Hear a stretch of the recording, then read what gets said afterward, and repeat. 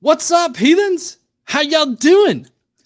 I'm the Godless Engineer, and typically I'm analyzing apologist claims to give you the best arguments and information so that you can stand up and use your voice. Tonight, what we're doing is reviewing Dr. Kipp Davis, who has recently released a video criticizing Dr. Carrier's work. And so,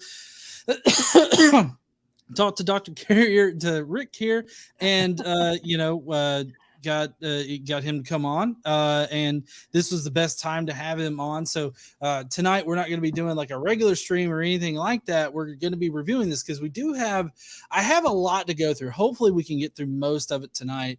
But I try to cut out like a lot of the tangential stuff and just get to his criticisms I like that. of it. So, Rick, do you want to tell everybody like what who you are, what you do, where they can find you, and all that kind of stuff? Yeah, for people who somehow don't already know and yet are here. I'm Richard Carrier, PhD in ancient history, ancient intellectual history. So I've written lots of stuff on ancient philosophy, ancient science, and ancient religion, aka Christianity. So that's my field. All things Richard Carrier, you can find at richardcarrier.info. That's .info.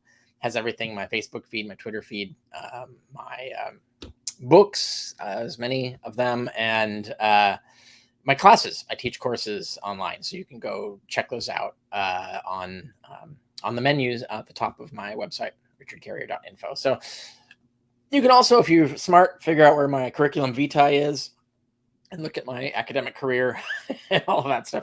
So yeah, everything you find is generally housed through there. Yeah, and I do have Carrier's site linked down below. It's his response to Kipp in a long form blog post, and we're going to be going through it a little bit. I wanted to focus on, and I had some questions myself. I guess doing my best to play sort of devil's advocate on some of these points, but I find it incredibly hard for me to play devil's advocate because like.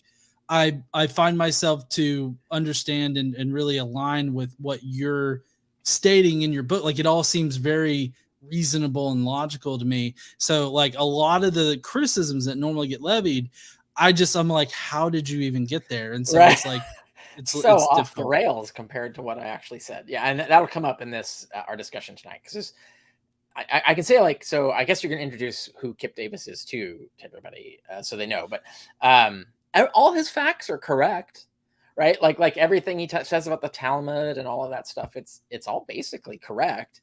It's just everything he says about me isn't.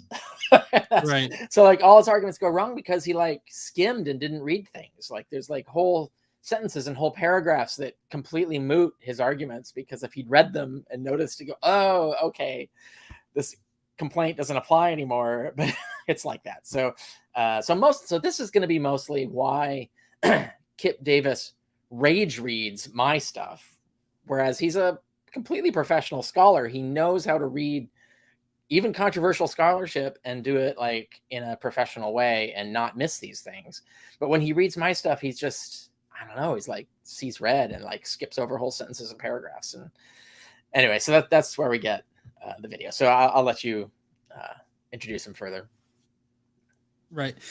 So we are responding to Dr. Kipp Davis. Now, before anybody like feels, because normally I get this in all of these kinds of reviews that I do, Dr. Kipp has expressed no interest in like hearing a response or having a response or having even a dialogue with Dr. Carrier and having any kind of productive back and forth about that. He's more focused on just presenting like why he has issues with Dr. Carrier's work. So it right from the outset, nobody like spam in the comments like just get Dr. Kipp on and get Dr. Carrier to interact with him, because I feel like that's not in the cards like in the future at all. So just put that out right now.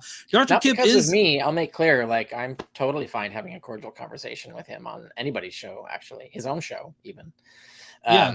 But no, he's the one who's like adamantly a no. Yeah. I mean, honestly, Carrier, after seeing you masterfully handle Neil in that impromptu live stream, I don't like it. I don't think anybody, like, you'd be afraid to talk to anybody Yeah, or not that want to was talk a to anybody. difficult person to manage. Like that was a lot of crazy to manage there. So, yeah, I don't think Kip would. I hope he wouldn't. I mean, I worry like he does in comments when people like tell him like as soon as someone mentions my name, he like flips out like some sort of frat bro. It's wild. Like he can't have like a calm conversation about me in texting in comments and stuff. So I don't know if that's just his internet personality or if he could actually have a calm scholarly discussion in person or not. But hopefully he can. I don't have any particular reason to believe he couldn't.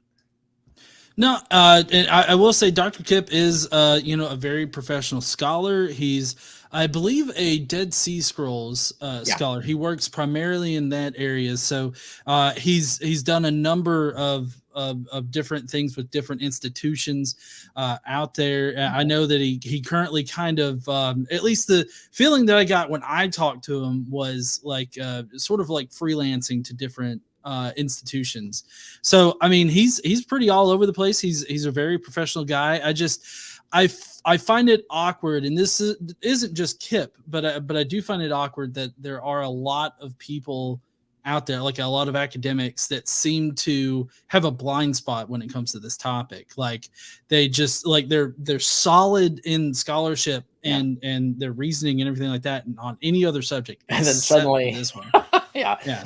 And I'll say like I think Kipp Davis does a really good job on his show, on his channel, talking about the things he talks about, and he knows what he's talking about, and he does pretty well. I haven't like caught him doing like anything egregiously like bad like I have Neil, for instance. But no, the only thing he gets wrong is when he's talking about me, he gets wrong what I say, and that's we'll give examples when we get to it later. But as you know, I fully recommend consulting his YouTube show. Like I think he's a good producer.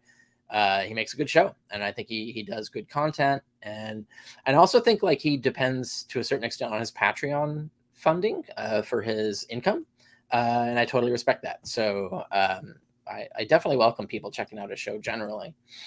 So I don't want people to like think that I have it in for Kipp Davis. I really don't. It's just this one video, so far. Right. And I also, as well, don't really have it in for Kip at all. We've had a cordial conversation in the past where I've tried to convey to him like my issues with certain interpretations of like Paul's letters and everything like that. And we had a very nice conversation about it. We came away like fine until he started responding to other people on Twitter. And then it kind of, all that kind of went out the window. But I kind of feel like that's just the nature of social media. But in any case, we do have a lot of clips to get through tonight. I have sectioned it out and tried to focus in on the actual criticisms levied by Kip. And Carrier, if I miss anything that you want me to find, I can definitely, figure that out and pull it up if I happen to miss a clip. But I think that I've gotten everything. And I think that it's important at the outset to kind of, because Kip at the very beginning of his video really frames it pretty well as to where he's coming from, like when he's looking at on the historicity of Jesus and this topic in general. And I figured we could start there. This isn't going to be much to respond to, but I just wanted to put like his response into kind of a correct context. You have to know at the outset that I find this quite absurd. And I don't think the book itself on the historicity of Jesus is really all that good. Frankly, much of it does not even really interest me. However, as a specialist in early Jewish history and literature, this is my wheelhouse. And importantly, one of the things that Richard Carrier attempts to do within his book is to ground his ideas about mythicism and of his model of Christian origins within early Judaism. Simply put, for his model of Christian origins to have any traction, then it must make sense within an early Jewish context. And that's what this video is about. So I'm going to repeat. I'm not critiquing Carrier's minimal Jesus myth theory, but rather what I am doing in this video is critiquing his handling of the background knowledge within Jewish literature on which he's grounded his ideas. My interest is exclusive to the first grouping, the elements of Christian origin, which comprises the first 10 of these 22 elements that appear in his chapter 4. And I'm honestly not even all that concerned with most of these 10 because they're fairly widely accepted and basically inconsequential. Yeah. So I'm assuming that you could hear that fine, right? Yeah. Oh, absolutely. Yeah. Okay. So the first problem that I kind of have with how Kip starts the video is that he's basically saying that like I'm not really interested in like fully understanding the entire work. I'm only interested in these parts of it. And I mean, I guess that can be fine, but it just kind of seems like he's built it kind of seems like he's trying to start building from this position of, well, I don't really care about the actual conclusion if like if I can sway his foundation in early Judaism, then the rest of it just doesn't matter, right? Yeah. I don't know. Is that I what mean, you got or no? right. Oh, no, I don't have a issue with that approach. I mean, because regardless of, bombast or rhetoric or how he frames things, if there's any errors in those first 10 elements in chapter 4, I want to correct them. Right. So I'm all for it. Right. Just get it right when you're critiquing me, like get what I actually said. Right. Because then it's not useful. It's just frustrating. Right. Like people complain for like an hour about something I supposedly said, and they find out by the end that I didn't say it. We've all wasted our time, right? I would like to know about things that are actual errors that I could actually correct, right? Right. Which I do all the time. Like I do corrections quite often when they come up in all of my work. It's just usually they're not consequential corrections. That frustrates people. They're desperate to find some serious error because they don't like the conclusion. So I think him saying it doesn't interest him. I'm pretty sure it does, because if you look at all of his social media interactions, like he's clearly got a bug up his butt about denying historicity. So that's a bit disingenuous, I think. But nonetheless, I think it's fine to frame his video that way, and let's just focus on this thing that is my wheelhouse. And yeah, that's a useful way to start, and it's certainly just for doing this one video that he's doing, right? Mm-hmm.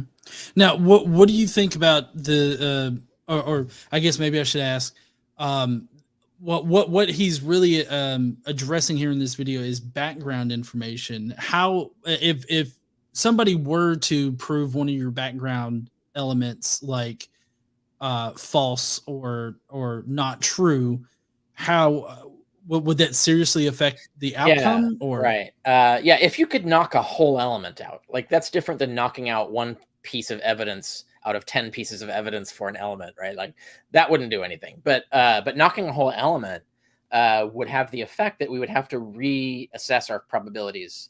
So further down the line, right? So like when you're looking at how probable is it that a sect, let's say a Jewish sect, would come up with this idea of a celestial death and resurrection that will solve all their problems, right?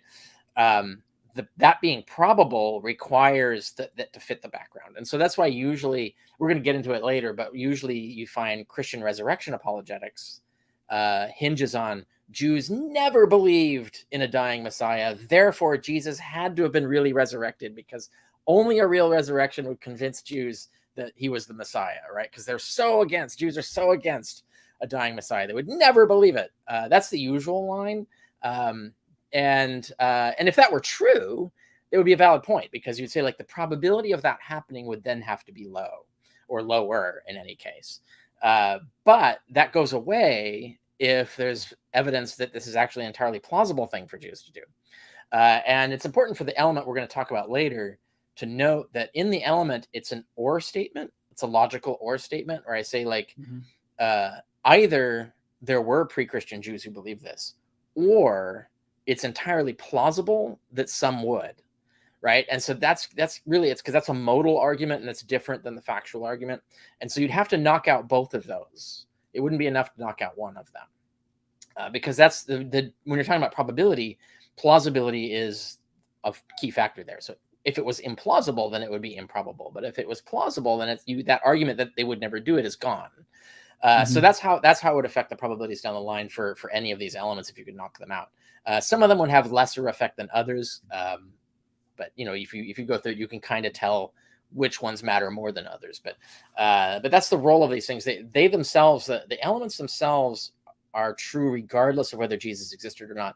None of this is evidence that Jesus didn't exist. So the idea that Jews had a pre-Christian idea of a dying Messiah has nothing to do with whether Jesus existed or not. That could just as easily explain how a historical Jesus would be crowned the Messiah after dying, as it would be to explain a sect finding a hidden message in the scriptures about a dying Messiah, right? And then believing that it happened secretly and the visions told them it, right? Both of these things are equally probable on that evidence. So that evidence doesn't prove or disprove or increase or decrease the probability of Jesus existing or not, right? So that all the elements are like that. None of them are evidence against the historicity of Jesus, but they are all things that your model of Jesus has to take into account. Whether it's historicist or mythicist, your theory has to be compatible with those elements, and that's the key factor that matters. Right. I totally agree and understand.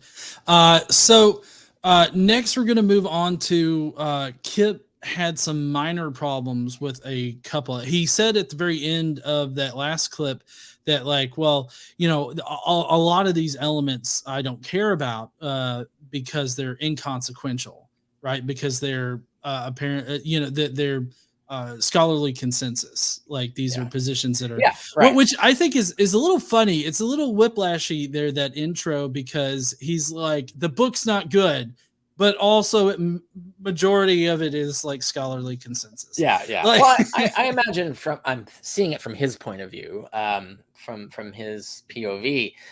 Maybe he thinks I'm hiding like little tricks inside a menagerie of true facts, right? Like I have all this innocuous stuff he says it's so true it's trivial, right? And then so maybe he fears that I'm like hiding little like devils in the briars, right? So something like that that I'm trying to like pass off these bogus elements in a sea of true elements. I think that might be the kind of thing that he's thinking is happening, and that's a genuine thing to look for. Like someone could do that. So I'm not objecting to his methodology yet in the clip. So. All right. Well, I do want to cover two of the two minor problems that he has up, primarily because I feel like it kind of shows the way that Kip has, I guess, approached this particular topic of your book in particular. I think it kind of highlights a little bit of his methodology for it, for going through it and everything and attacking it. So, oh crap, hold on, hit the wrong button. Okay, so this is it's got kind of two parts to it. So this first part is element 2 of on the historicity of Jesus that he apparently has a minor problem with. I do want to key in on a couple of these elements to pick at some minor, but I think important things. For element 2, Carrier says, when Christianity began, Judaism was highly sectarian and diverse. There was no normative set of Jewish beliefs, but a countless array of different Jewish belief systems vying for popularity. This is true. There's a lot that we don't know about the shape and the form of early Judaism, and we certainly do know of a number of competing Jewish sects. But I do have a small problem here where at one point Carrier speaks of at least 10 competing or possibly more than 30 of these Jewish sects. Even just a brief summary of who these sects are or what they believe and how we know of them would have been extremely helpful. Even more important, does any one of them come close to approximating something like Carrier's minimal mythicism? Unfortunately, he never says so. Right. So that's his issue with element 2, and then he goes into element 3. But I did want to the way that I kind of approached Kip's video was, I've got your book in ebook form, and it's where I can look at it on the computer. And then, I've also got Kip's video. And so I'm listening to Kip's video, and then I go to element 2 that he has this problem with. Yeah. And, I'm checking it, and just so that everybody can sort of see. Let's see, stop sharing that screen, and then we'll present a different screen. So here's element 2, just so that everybody can see. Now, I've highlighted the portion there that has the footnote attached to it, which is footnote 14 in this section. It's a long note. Yeah, and then you go over, and it's very top, for a summary of the evidence and sources collectively establishing this element. So this is a footnote that establishes element 2 as being like an established scholar, like a scholarly established fact. Yeah, Or and not, it's citing this book, which was published in 2005. I have 3 chapters in it. It was edited by Price and Lauder. So Robert Price and Jeff Lauder edited this volume. It has a lot of really great chapters in it, but it has 3 by me, and 1 is on specifically the longest chapter on issues related to this, on the nature of the resurrection body. And it just so happens that it's relevant to the debate about the nature of the resurrection body, that there were so many disputes amongst different sects among the Jews as to what the resurrection would be like. And so there was at the time, and still is, a lot of Christian apologetics about, well, the Jews only had one idea of a Messiah, only one idea of a resurrection, and Christianity fits it, etc. And so what I point out is that no, there was tons of debate and disagreement among Jews about all of these things. And a lot of when Kip mentions is a lot of stuff we don't know. And I think he's already kind of looking at this chapter as if I'm already presenting evidence for minimal mythicism, which I'm not doing. What I'm doing is I'm forestalling some common apologetics, one of which is the Jews would never say that, the Jews would never think that. That's a Christian apologetic, happens all the time. I'm sure Davis probably does it on occasion. That's a fallacious statement because you don't know that's true, right? Mm-hmm. Because there's so many sects that we know only the name of, and we know they hated each other, and we know they disagreed with each other, but we don't know what they thought. So you can't say that none of them thought a certain thing, right? So you can't make arguments like that. What you can say is that we have no evidence for this particular belief among the Jews, but that doesn't mean they didn't have it, right? So it's all about attenuating the probabilities of what they're talking about. They want the probability to be 0 if we have no evidence for it that they didn't exist.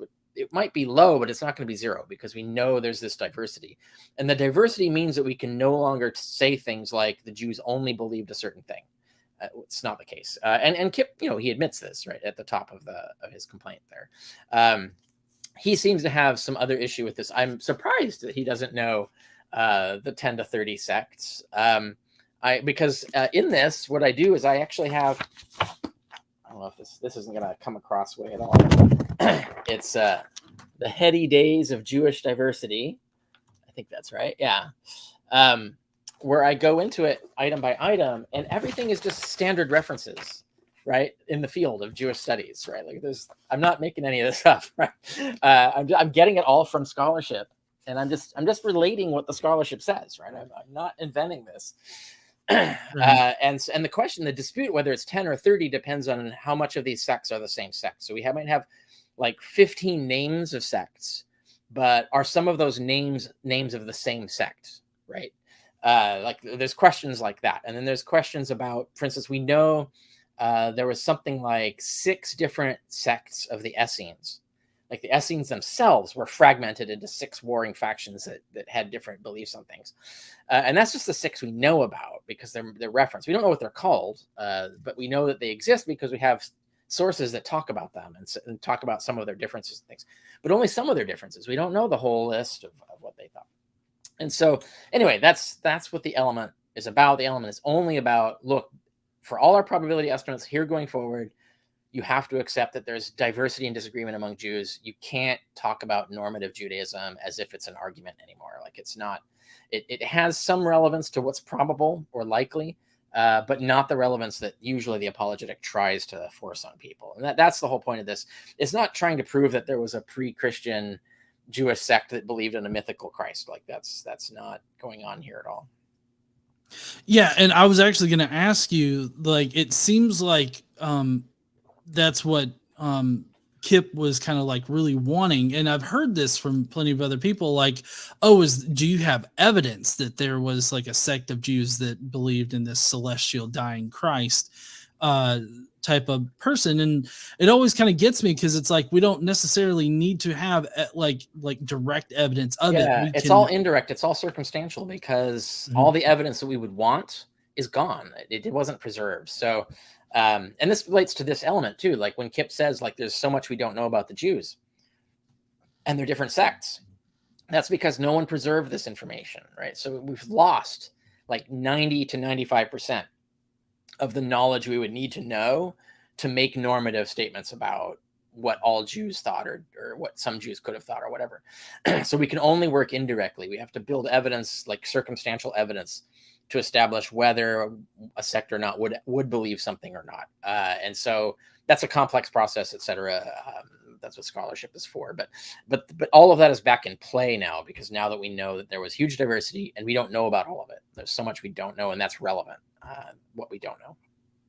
Do you think the diversity is somewhat comparable to the diversity in Christianity now, like with the different denominations and offshoots and everything? Or? Quantitatively, no, because Christianity is so much huger. I mean, we're 6 billion people now, and we're talking about maybe 1 million Jews back then, right? Like it's a massive difference in people. The sectarian, and it's also more thousands of years of sectarian schisming. So I would say there's vastly more sects of Christianity. I think someone estimated it's in the tens of thousands of sects of Christianity. Yeah, vastly more. In Judaism, like I said, it's like 10 to 30, maybe a little more than 30, is the order of magnitude that we're dealing with in terms of sectarian diversity. Okay. So now this next part is still minor problems, but dealing with element 3 that he apparently has a minor problem with. 3, there we go. This brings me to element 3. He says, when Christianity began, many Jews had long been expecting a Messiah, a divinely chosen leader or savior, anointed, literally or figuratively christened, hence a Christ, to help usher in God's supernatural kingdom. So a little later on in the paragraph, Carrier goes on to describe that this belief could be in a purely spiritualized deliverance of Jews from their enemies. I have to ask at the outset, is there any kind of evidence of Jewish belief in this exclusive feature? I agree that this can be a part of certain elements of Jewish messianic expectation, but as far as I can tell, virtually all of them are still completely grounded in this view of tangible, real world enemies. Jews, as far as we can tell, on the basis of all the literature that has been provided, were anticipating an actual deliverance from the actual Romans. So the issue that I have with this particular section is this idea that all the evidence that we have only points towards the Jews expecting deliverance directly from the Romans, and there's not any evidence whatsoever of like spiritual or celestial or anything of that nature, I guess, being expected by the Jews. I just checked this, and I forgot to check this when I did my article. And when I wrote my article, my response was that, well, that's in chapter 5. So this proves to me that he hasn't read the book, right? He's Right. doing videos he's doing it on the fly. So he's only gotten to element 10 of chapter 4. He doesn't know what's in the rest of the book. That was my argument. I realized, like, I thought it would be weird if I didn't mention that in the book. And so I just now brought up the book and I'm looking at it, and he's talking about the way would have been open. These are my words in the book. The way would have been open to imagine a messianic victory over Israel's enemies that could only be perceived spiritually, parentheses, see element 28. Yeah. So when he says, oh, I'd like to see some like evidence or discussion of this, it says, go to element 28. This is the kind of stuff that it really like is vexing and it's frustrating to me.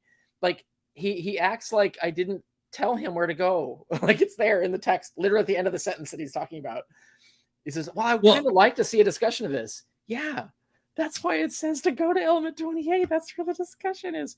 And element 28 actually picks up on elements 23 through 29. So element 28, element 28 by itself isn't even the whole answer. Like I build to it through multiple elements in chapter 5. So if you'd read chapter 5, you would know where I'm coming from.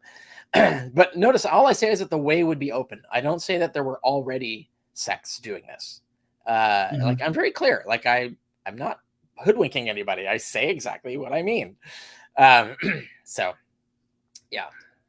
Well, I also find it kind of weird that he in both of these elements, it seems like Kip is, I don't know if it's purposefully missing the footnotes or the, it like the in text side are pointing towards other elements, but I mean, it's very clear. Like you have a footnote and it goes to like an entire list of like scholars there that seem to support this point. And I do my due diligence on these things, and I like try to find like the references that you cite. And every time I look, it's like, oh, he says this says this. Oh, look, that says that. And so like it's weird to me how people can, be like, oh, he doesn't provide proof of this. Did you check the footnotes? Yeah. Did you then look at the actual stuff that he cites? What you're catching is that he's skimming in bad faith, which is the opposite of being objective. Like if you're a scholar, you're taught to be objective. You're taught specifically to not skim things in bad faith. Like that is one of the things that they try to beat out of you in graduate school. That's what internet randos do. That is not what scholars do. And yet, and I'm sure he doesn't do this anywhere else. It's just only when it's my book does he do this. He rage skims. He doesn't read it carefully. He's deliberately trying to find errors rather than trying to like understand where I'm coming from. You know what I mean? So he's not doing this the way a scholar would normally do it. And I don't think that's because he's bad at scholarship. I think it's just because he has some sort of emotional issue with me. Well, and also I should mention on that sentence that he did gloss over the fact that here's the whole sentence. We can reasonably infer that if the enemies that needed to be defeated were ever considered to be invisible demons rather than the actual Roman legions, for example, the way would have been open to imagine a messianic victory over Israel's enemies that could only be perceived spiritually. So he leaves that bit out. I think that's important that he leaves that out, because when you read the epistles, that's all Paul's about, man. It's invisible enemies. We got to conquer these fucking demons. Like he's like, yeah, pay your taxes. The Romans aren't the problem. It's the fucking demons, right? It's the demons we need to be saved from. It's the demons we need to fight. It's the demons we need to put armor on to defend ourselves against, right? Like all his war metaphors about fighting demons, right? It's all about the spiritual powers they're evil spiritual powers that they have to overcome. So there's no doubt that this is what Christians believed. Now, imagine that they come from a sect of Jews that believes this. It's easy to see then for that sect that they're less concerned about a Messiah defeating the Roman legions. They're more concerned about a Messiah defeating Satan and the demons and death, right? Like they're more concerned about the spiritual victory than the military one. And you see that all throughout Paul's letters, is that he's way more interested in the spiritual victory than in the military one. He has no interest in the military victory. And so there's two ways you could explain this. I mean, one is that this was already an approach that, some Jews were trying. Another way is that this is an approach that was ripe for some Jew to figure out that this is an obvious move. And that's what I talk about in element 28. And another way to think about it is that just for some weird reason, Christians went completely off book and came up with this completely bizarre system of beliefs with no precedent or context, right? And in a sense, that's the position that Davis is unwittingly defending. He's defending the least probable of the three explanations of the contents of the epistles. And that's what my elements are aimed to point out, is that like that doesn't make any sense, right? Like this stuff came from somewhere. All this obsession with demons and spiritual victories, that came from somewhere. It wasn't just spontaneously invented. And you could, historicists would say, well, the defeat of Jesus, the death of Jesus was so catastrophic that it caused his Jewish sect to just completely flip Judaism upside down and completely rethink everything. And it caused all of this transformation. It's like, that's possible, but isn't it more likely that they're using material that's already around, right? Like they're using ideas that are already in the air. Demons are already a thing. Spiritual victories are already kind of like an available concept. And this is what it's all about, probabilities, right? Well, what is more likely given what we know? And that's what I'm getting into. So, and that's why it's clear that it's important that I'm very clear that I don't say that I've found this. I'm just saying that given all of these specific details that we know, these inferences are reasonable, right? That's it. Like it would be easy for a Jewish thinker to find this out, to figure this out, to come up with this idea, given this context. So it's not a bizarre, out of the blue, strange thing. Christianity, it isn't. There's nothing strange or bizarre about Christianity, except for its conjunction of features. But each individual feature comes from somewhere. They borrowed it from somewhere, whether it's Judaism or something else, right? So, which sect they might borrow from different sects of Judaism, for example. So the religion itself is bizarre, but most of the specific things that you think are bizarre, though, they were already there. They come from somewhere, and so this wasn't some sort of huge radical, a million different factual changes in the way Jews think about things. So it was maybe a few changes in the way they thought about things, but not this whole complex of beliefs, not this whole belief system. It was still, it had to have been there already in some form, however much they transformed it. And that's a digression. There's many, that talks about many other elements that Kip doesn't get into. So we can move on from there, I guess, but. Okay. I do want to remind everybody in the chat, I do see a few people doing super chats. If you want to ask Dr. Carrier some questions, definitely send in a super chat, and ask your question, and that's the way to guarantee that your question will be asked. I'm not paying so much attention right now to the chat, but we will be going through super chats. So if you want a question answered, like anything that we're talking about tonight, definitely send in a super chat so that you can definitely get an answer. Before we move on to the next part, the thing that really kind of, I guess, caught my attention there at the end was him specifically saying that we only have, like, the Jews were only concerned with defeating the Romans. And I'm not claiming to know a lot about, like extra biblical, like Jewish texts and everything, but I feel like the amount of extra biblical Jewish texts that we have show that the Jews were not only focused on like earthly, like enemies and like earthly things of that nature. I mean, even in the Old Testament, you have the Jews concerned with a lot of like what we would consider supernatural sort of things. Absolutely true. Yeah. So that's kind of what caught my attention there. I was like, wait a second, that doesn't sound right. Mm-hmm. But all right. So next, wanted to briefly kind of touch on the definitions that he has problems with in it. And he goes through go for it. Right. Yeah. He goes through a couple of words that he has problems with. And so I just kind of wanted to briefly cover those and allow you to kind of explain. So we got two sections here. I'll pause it when the screen goes white a little bit. In the broad strokes, he's not wrong. But the primary problem here... Sorry, I cut this in a little earlier or a little later in his talking. He's talking about the concept of a Messiah, or specifically the word Meshiach. Yeah, my definition. Appears. Yeah, he's talking about Messiah. I'm talking about the word Messiah, but that's a relevant difference. Not super relevant, but it is a little bit relevant. We'll get to that. But yeah, he's talking about my definition, what I call my definition of Messiah. We'll get into like where he's gone wrong here later, but roll the clip, and that he's talking about that, so people know what he's talking about. Yeah.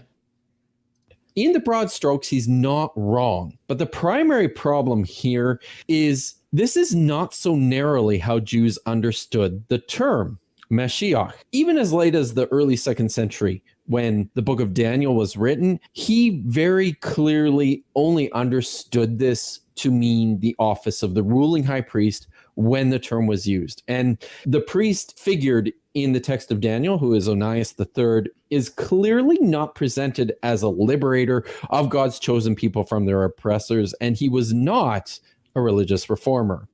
There's another... Yeah, that's great. I agree with him. I say all of that in the book.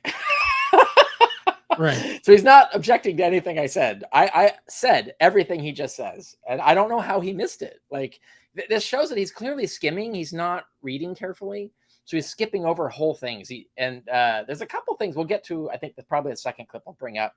He skipped the first paragraph of my definition section, like the paragraph that explains what I'm doing. He completely skipped it. He clearly just went looking for text, bold text, and just read things. He picked the words he wanted to rage read. And he didn't read the introduction of what I'm doing when I'm defining terms. That'll be relevant later. But for this exact point, that's exactly what I say. I point out that Messiah actually had broader meanings. It meant like any priest or king. I went into all of that. And what I go on to say is like, yeah, all of that's true. But when I use the English word Messiah in this book, I only mean this, right? So I'm telling people how I'm going to use the word. And I even point out, like, if I use it differently, I'll point it out, right? But generally, if I don't explain myself, just understand that I'm talking about this version, this concept of Messiah, not all concepts of Messiah. But I acknowledge that there are many, Messiah means a bunch of different things. So he acts like I didn't know this, even though I literally say it. Oh yeah, that's the part. This is the paragraph. We'll probably get to that paragraph after the second clip because it'll be more relevant, I think, to that one. No, I say all that, and then I also he immediately jumps to liberator, and my definition does not say that. So he's described my definition correctly, and then he immediately leaps to his definition. For whatever reason, he chose a definition of liberator. Whereas I specifically say this is not necessarily liberator. It's just plays any part in the eschaton, in the end of the world, right? Plays any part. It was anointed by God to play any part in the end of the world. And I say, so my definition is actually broader than even he mistakenly reads it as. And that's relevant. I'm very clear about this. So there's no way to be mistaken unless you're rage reading and skimming and not paying attention like he did. So the point being is that everything he just said is in my book. So if this isn't a complaint about my book, it's really just a vindication of everything I said, right? He's agreeing with me and confirming that everything I actually said is true. So that's the first clip. Right. And that's it. That's all that's going on there. Yeah. And so this next clip that we're about to show is next, Kip has an issue with Carrier's, I guess, definition of gospel, or how Carrier uses the concept gospel.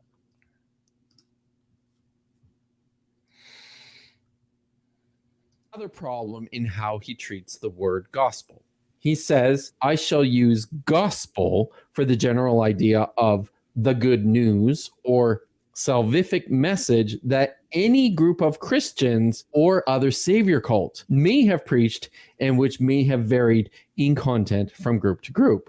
Yeah, I just don't think this is right. The word in Greek is euangelion, and it literally means an announcement, or an announcement of good news of some sort. But euangelion, as a specific term to describe a salvific message, as far as I know, is exclusive to Christianity and no other savior cult. In fact, it may be exclusive to only Paul's version of Christianity. Does Carrier have any evidence at all for the usage of this term outside of Christian texts, or even outside of Paul? Suggesting it to include other savior cults, as he has, seems like a bait and switch to me.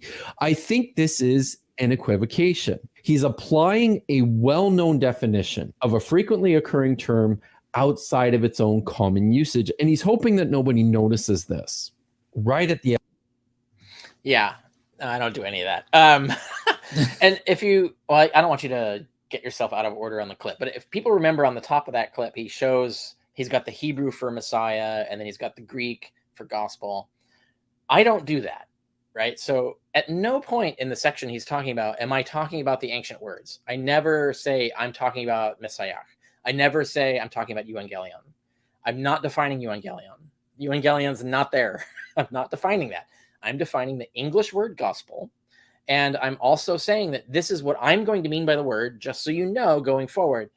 But I don't intend this to be normative. And this is where we get to that thing that you brought up before, which is the whole paragraph that he missed. It's the beginning of the section that he clearly just skipped. So can you bring that one up? Yeah, That's crucial. Like this is Yeah. the huge fail of his right here. This is where he doesn't know what I'm doing. He doesn't know what I'm doing because he didn't read the introduction that explains what I'm doing. And so here, if you know, we don't need to read the whole thing. The audience can read it if they want. But the point being here is I'm explaining that I'm not saying that this is what the word only means. I'm not saying this is what the word anciently means. I'm only saying that in this book, when I use these English words, you should understand me to mean what I'm saying here, unless I say otherwise. Right? It's just setting you up for how to understand my words for the rest of the book. I'm not making no statements about ancient words. In the definitions, I mentioned some things related to ancient words, but that's not what I'm doing when I'm defining the words that I'm using in English. And so, like when you get to gospel, all I'm saying is the Christians use it as to mean message of salvation, the good news. And so, even though I never say ancient cults used evangelion as a word, I never say that. What I'm saying is that they did have things that were equivalent to what the word gospel means, that they had messages of salvation that they were spreading. And I mean, that's a fact. And so when we today use the word gospel, we should not understand it in some sort of esoteric ancient sense. We should understand it in what does the word mean in general use today. So when you're talking about gospel, yeah, the Christians had a specific weird word that they used for their particular message, but that message is common, right? So like everybody had a gospel, even if they didn't call it that, everybody had one. And there were gospels. Every god, every hero had gospels written about them. They weren't called that in antiquity, but we can call them that because we know what the word gospel refers to. And then once we realize in English what it refers to, we can look at ancient parallels and go, oh, those are basically the equivalent of gospels. They're just not called that, but they're doing the same thing. And so that's what I'm doing in this section. And I explained it right here in the beginning of the section. This is just about the English. This is just about this book. This is just about what I mean. And I will point out whenever I mean something differently than this. And that's all it's doing. So I'm never making any claim about evangelion. That's not relevant. I don't bring that up. So now that said, everything Kipp says is true. The only thing that I would add to, and I think he does bring it up. I don't know if he'll bring up the clip later, but he does mention later, he talks about the political background for evangelion. In fact, evangelion actually starts before Christians get a hold of it as a word. It starts to refer to the salvation brought by rulers and conquerors. So Augustus, there's the Priene inscription praising Caesar Augustus, and it's the first thing it says, he brought us salvation, and this is the good news, evangelion. And there, in fact, it's such good news, his salvation that he brought, that we're going to start dating the years by before and after his birth. So they invented AD and BC, but for Augustus, and this is before Christianity, right? So this is what's, and that's the idea, this idea that evangelion could refer to politically salvation, but politically it meant physical, material salvation. The Roman legions came in and saved you, like meant that. The Christians are flipping the script. They want it to be spiritual, not literal. They're against militarism. They're against material salvation. They're for spiritual salvation. And so their whole gospel is about that, right? The least shall be first. Like it's the whole thing.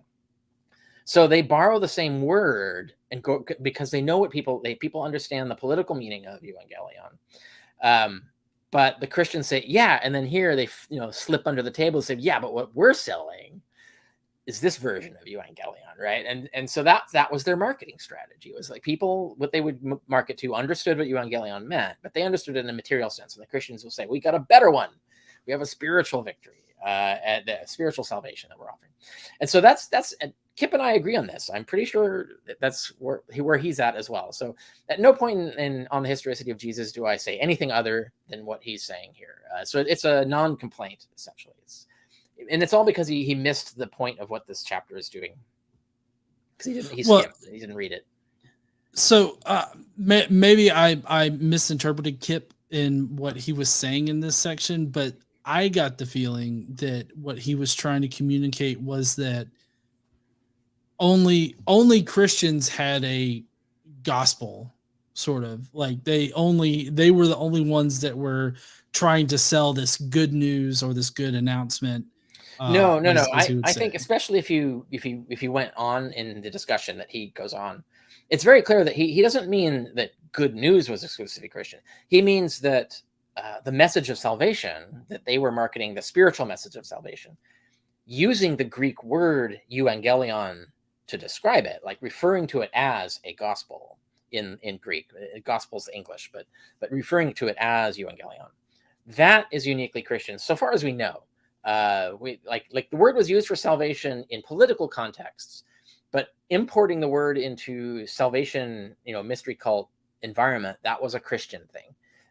Definitely an innovation of the Christians, so far as I know. I've not, and Davis doesn't know of any either, evidently.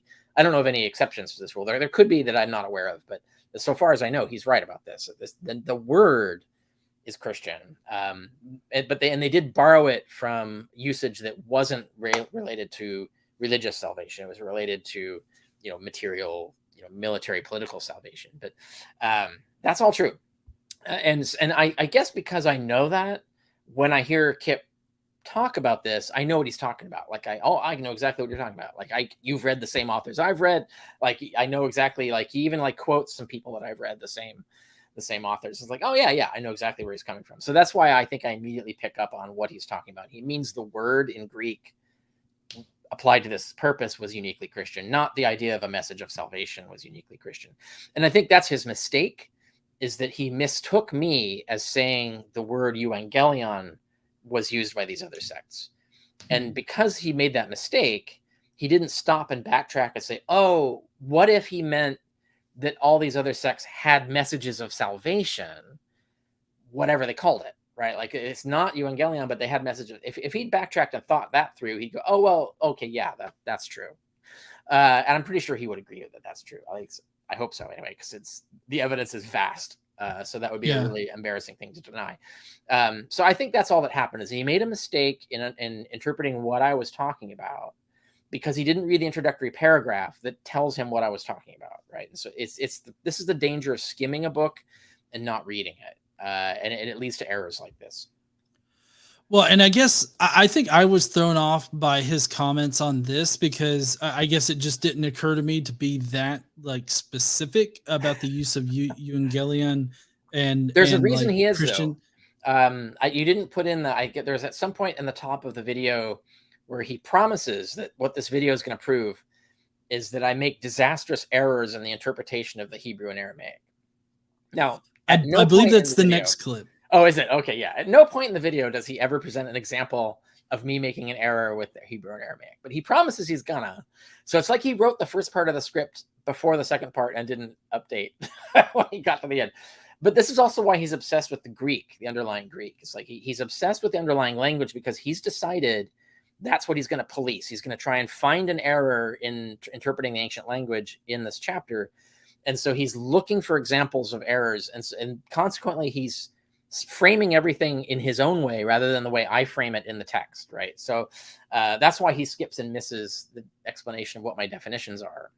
The definitions are for the English words, not for the ancient words.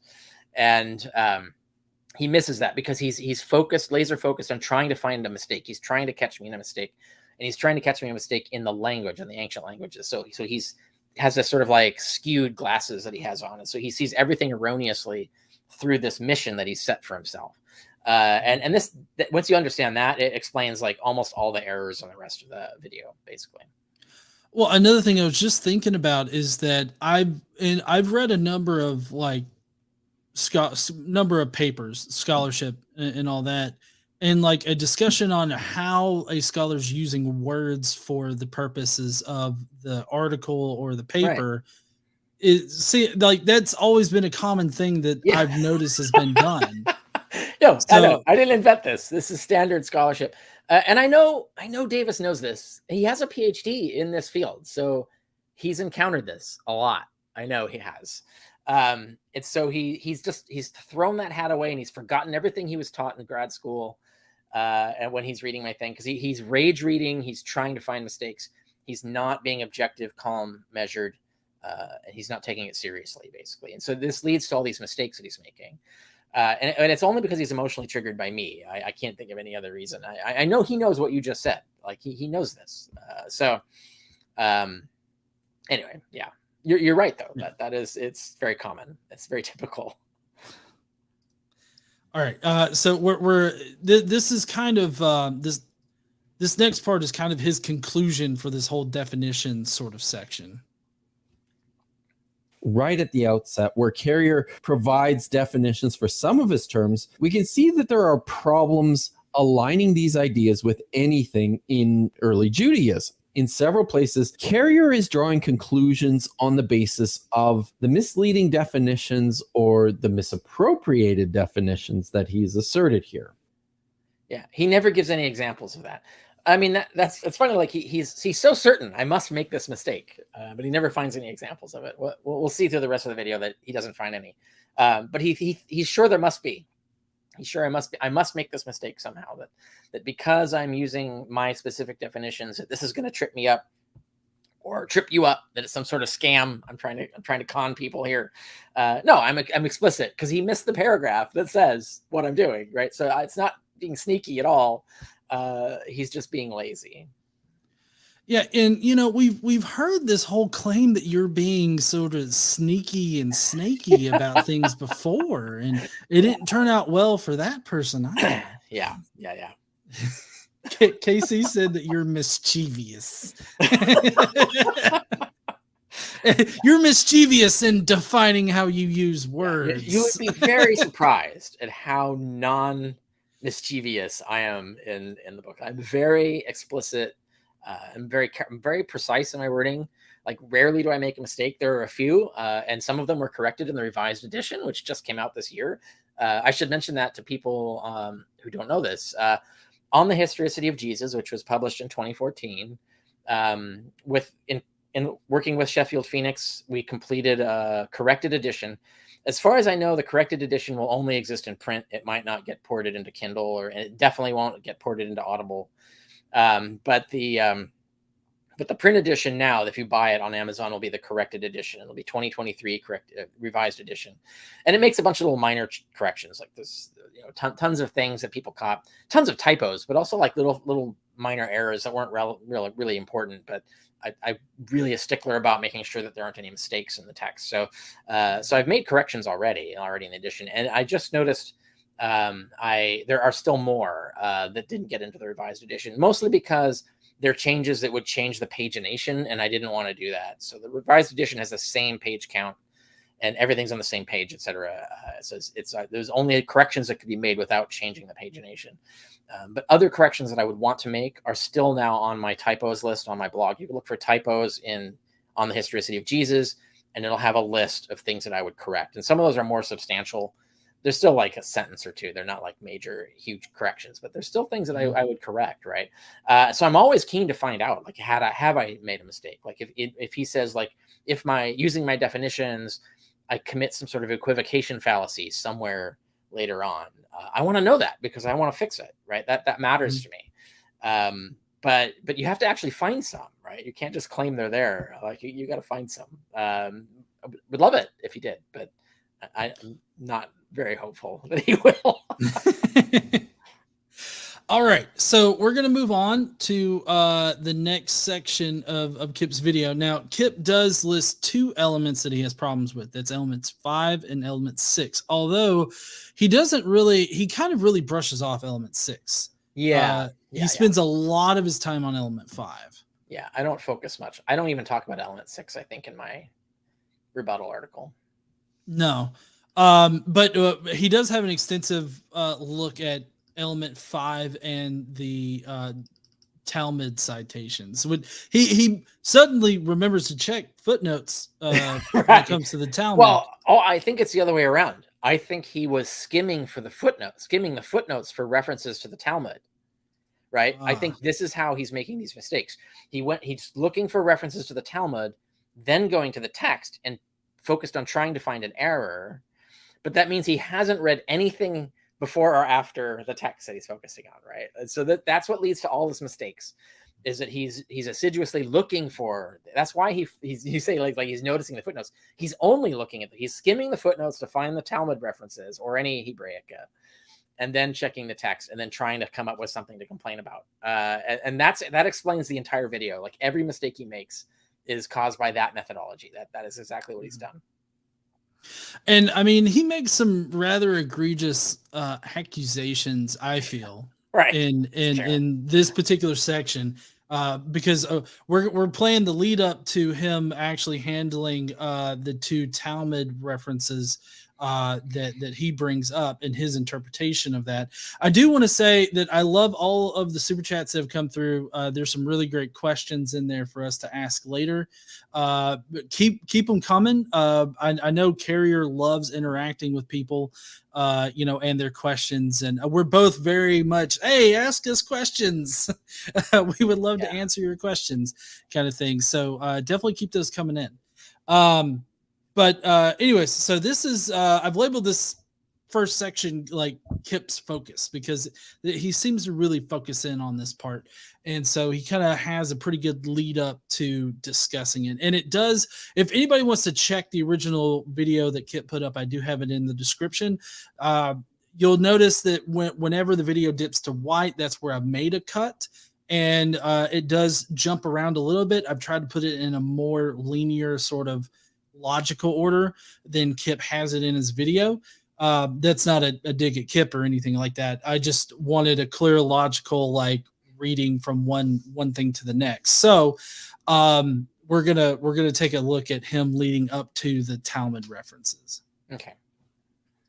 We're going to start with his treatment of element 5 and these early Jewish texts, but I think it's important to note at the outset that Carrier clearly knows neither Hebrew nor Aramaic. And this is significant because these are the source languages of all of these texts. It also seems obvious to me. Kudos. No, I love it when people actually bother to find my CV.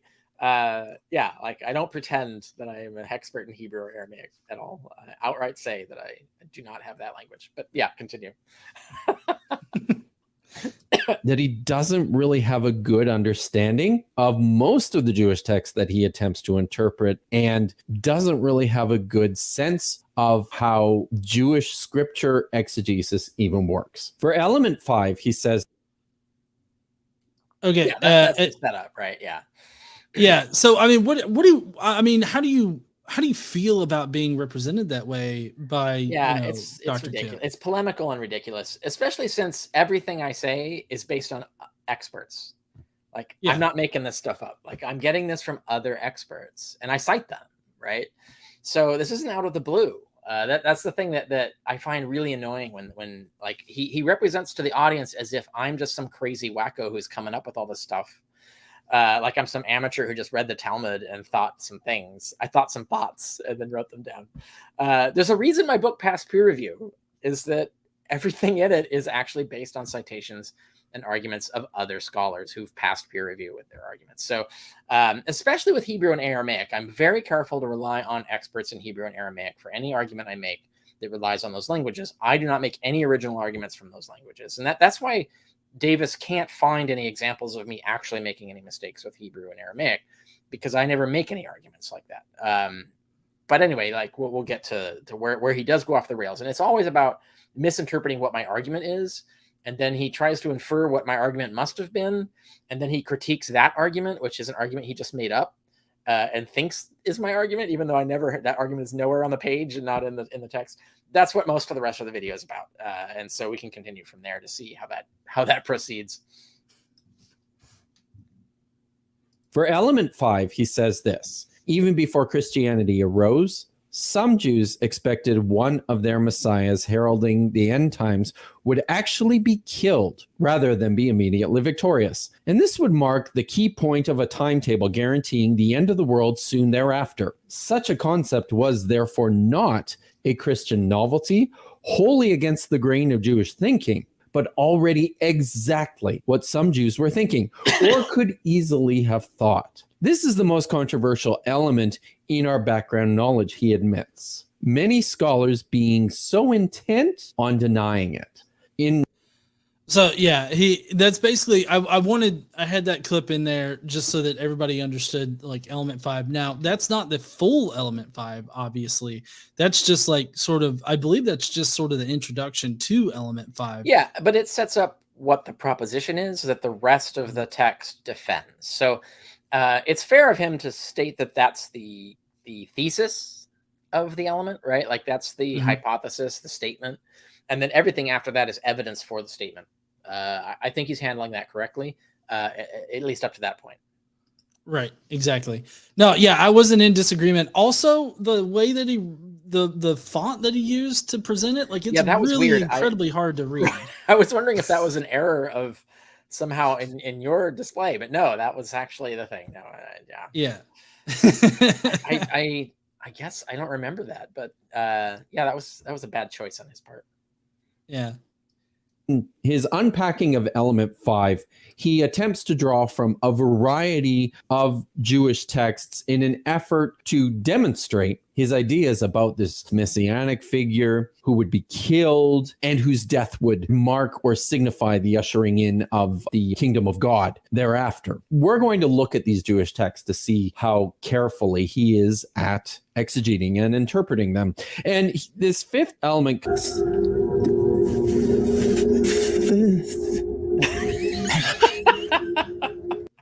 Like, I have no idea why this is in here, but for some reason Kip put it in. Kind of bleeds into the sixth one. He depends on a couple of key passages here. Isaiah chapter 52 to 53 are part of what scholars call second Isaiah, which is comprised of what they also identify as the servant songs. These are poems or hymns that were written sometime during or very shortly after the Babylonian exile, in which the nation of Israel is personified as a servant of Yahweh whose suffering would usher in the kingdom of God and an age of prosperity and peace for the entire world. So he's marrying this with depictions of certain figures within Daniel chapter 9, and then extrapolating from those into his own interpretation, into the actual historical figure, the first priest of the second temple, Yehoshua. And he's attempting to show that there's already these complementary ideas within these early Jewish texts that are adopted through Christianity. So we're before we get into the actual Talmud portion here in a minute, like, I was a little thrown off by this section, primarily because Kip makes it out to be like you're making a novel argument, right, that's not based in current scholarship. Yeah, and when I read through it, that's not what I find. Like, what I find when I read through it is that you're citing other, like, scholars that specialize in these areas and are just reporting what the scholarship says. Exactly. It's pretty common view in the field that Daniel 9 is riffing on Isaiah 52. That the connection between the two is explicit in the Dead Sea Scrolls. So they definitely, even if the authors of Daniel weren't thinking of it, although many scholars say they were, the readers of Daniel before Christianity were definitely making a connection. They saw some connection between them. It's also true, by the way, that he skips over Wisdom of Solomon. I have a whole paragraph on the Wisdom of Solomon in this section. And that's also the case. It's the scholarship's pretty mainstream conclusion is that the Wisdom of Solomon chapters 2 and 5, which are the ones I talk about, are riffing on Isaiah 52 to 53. So there's this whole network of texts that Jews are already seeing as talking about the same thing. And what I'm doing is I'm just relating what these scholars have said. And yeah, I'm doing it because there are scholars who deny this. But those denials don't make any sense in context. When you read the scholars who are making these arguments that I'm relating, and by the way, I guess we'll get to the point. There's way more scholars than I cite. I just cite the ones that I relied on in the book, but there's a ton more. Like, so I'm not alone in this at all. But yeah, that's all I'm doing. I didn't invent any of this. The only thing that gets more into my own exegesis is in element 6, and I can't remember what he talks about in element 6. There's some wording in element 6 that I would change, and I haven't updated my typos list for what I would change in element 6. So there could be things that I would agree with him in terms of ways I could have reworded element 6, but I don't remember what he says about it. But element 5, no, everything in there is just right out of the scholarship. Yeah, and so I've I've taken from Dr. Carrier's write-up, his long-form blog post that's in the description. These are screenshots from that where you can see on the left-hand side there, those are the actual things that are mentioned in OHJ. Right. And then on the right side, those are other scholarly sources that also back up the element 5. Exactly. And then you would add to those 10, I got published under this argument, published under peer review, and Lataster, who also made the same argument, published under peer review separately from me. So that's 12 now, right? Like 12 of us. And I'm sure that's not a complete list, right? Like that's just the list that I'm sitting on right now is at 12 scholars who make essentially the same argument. All of these different scholars make slightly different arguments. A lot of them will argue things that I don't agree with. A lot of them will argue extra things and so on. But the general gist of the idea that there was a notion, a pre-Christian notion in Judaism of a dying Messiah, that has a lot of scholarly support. And yeah, as I point out, and Kip even like highlights it as like, yeah, it's still debated, it's still controversial. But the evidence is pretty strong that it's at least plausible, if not certain, right? So, and that's, once you've got 12 different scholars, and by the way, like peer review is normally at least a minimum of 2 peer reviewers. So if there's 12 scholars who made this argument, that means there's 24 more scholars who said yeah to that, right? And one of these is a dissertation at least. So Staples, that's Bart Ehrman, right? Bart Ehrman was his dissertation advisor. So Bart Ehrman signed off on this. So this is approved by Bart Ehrman. This is a conclusion approved by Bart Ehrman himself. So Bart Ehrman we'd add. And when you do a dissertation, that's the most peer-reviewed work that exists in scholarship. You have usually at least a minimum of 4 peer reviewers. I had 5 for my dissertation, but 4 or 5, that's pretty normal. And you have to pass all of them, and they grill the fuck out of you, right? So like it's the most intense peer review that you can get for anything. So it's Staples' dissertation is that, and the book is the published version of it. So this is important. So if you could bring up Staples, I have the image, the picture from Staples' book, because this really sets the definition. And Staples, by the way, his book is on Israel. He's a specialist in Second Temple Judaism. So he knows what he's talking about. He's not some rando. Can you find that? Yeah, I'm getting it. 1 second. Sure. There we go. Yeah. Let me see if I can. So, right. So for the links between the suffering servant of Isaiah 52 and 53 and this anointed one that is cut off, he's referring to Daniel 9. He lists some people, scholars, many scholars. And then he concludes at the bottom of that footnote, the oft-repeated dictum. I noticed also it's an oft-repeated dictum, and that was the thing that Kip highlighted. The oft-repeated dictum that there is no evidence for the concept of a suffering and dying, quote-unquote, anointed one, that's what Messiah means, or of a messianic interpretation of the suffering servant in pre-Christian Judaism is therefore mistaken. So this isn't me. I'm not some rando here. This is mainstream now. This is pretty well established. Yeah. And so one pushback that I've received on bringing up Staples' citation here is, and his relation to Bart Ehrman is that, well, it doesn't matter because Bart doesn't have to agree with it. And no, if you look at Bart, he does have to agree that it's like competent, right? Right. Because because this is what would happen. Like if Ehrman thought that this should not pass peer review, he would tell him, you have to reword this, or you have to present more citations. Or in fact, that's probably how this footnote came to exist, incidentally, is that he wanted to make this point. Ehrman said, you can't say that because there's no evidence. He says, well, what if I get like 3 citations of scholars saying this? It's like, well, all right. And then he put that in, but Ehrman even signs off on the last sentence, which means that like, he's like, okay, you've made your case. So the thing is, like, Ehrman doesn't have to agree that with the conclusion. He doesn't have to agree that this is all true, but he does have to agree that everything that is said in this footnote is true, that the way it's worded is true, that the idea that there is some evidence for this. That's basically what Staples is saying. So there's evidence for this. There's scholars who've established this. This is not some shit I'm making up. And that's true. And that's what Ehrman would sign off on. So whether Ehrman agrees with the conclusion or not, yeah, we can't infer that. But we can infer that he thinks that this is a competent statement. It deserves to pass peer review. It's not something you can rat off as being incompetent the way that Kipp Davis wants to try and call it. No, it's not. It's a fairly mainstream position to take in the field now. And I mean, one thing that I found that was pretty interesting was that the citations that Staples provides goes back to like 1953. Like, yeah, right. This has been like a thing in the scholarship since 1953. Yeah. I ran into that a lot. There's other things that I ran into when I was doing on the Historicity of Jesus that I was surprised more than one time where I would come to a conclusion. Like I would look at the evidence, I'd come to a conclusion. I was like, wow, there's no way. Am I the only one who notices this?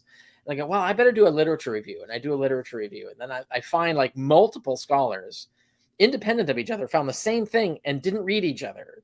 So like multiple scholars come up with it and then it gets forgotten. And then another one comes up with it and it gets forgotten. And then I come along and I come to the same conclusion. And then I go and check and I go, shit, we should start reading our own literature.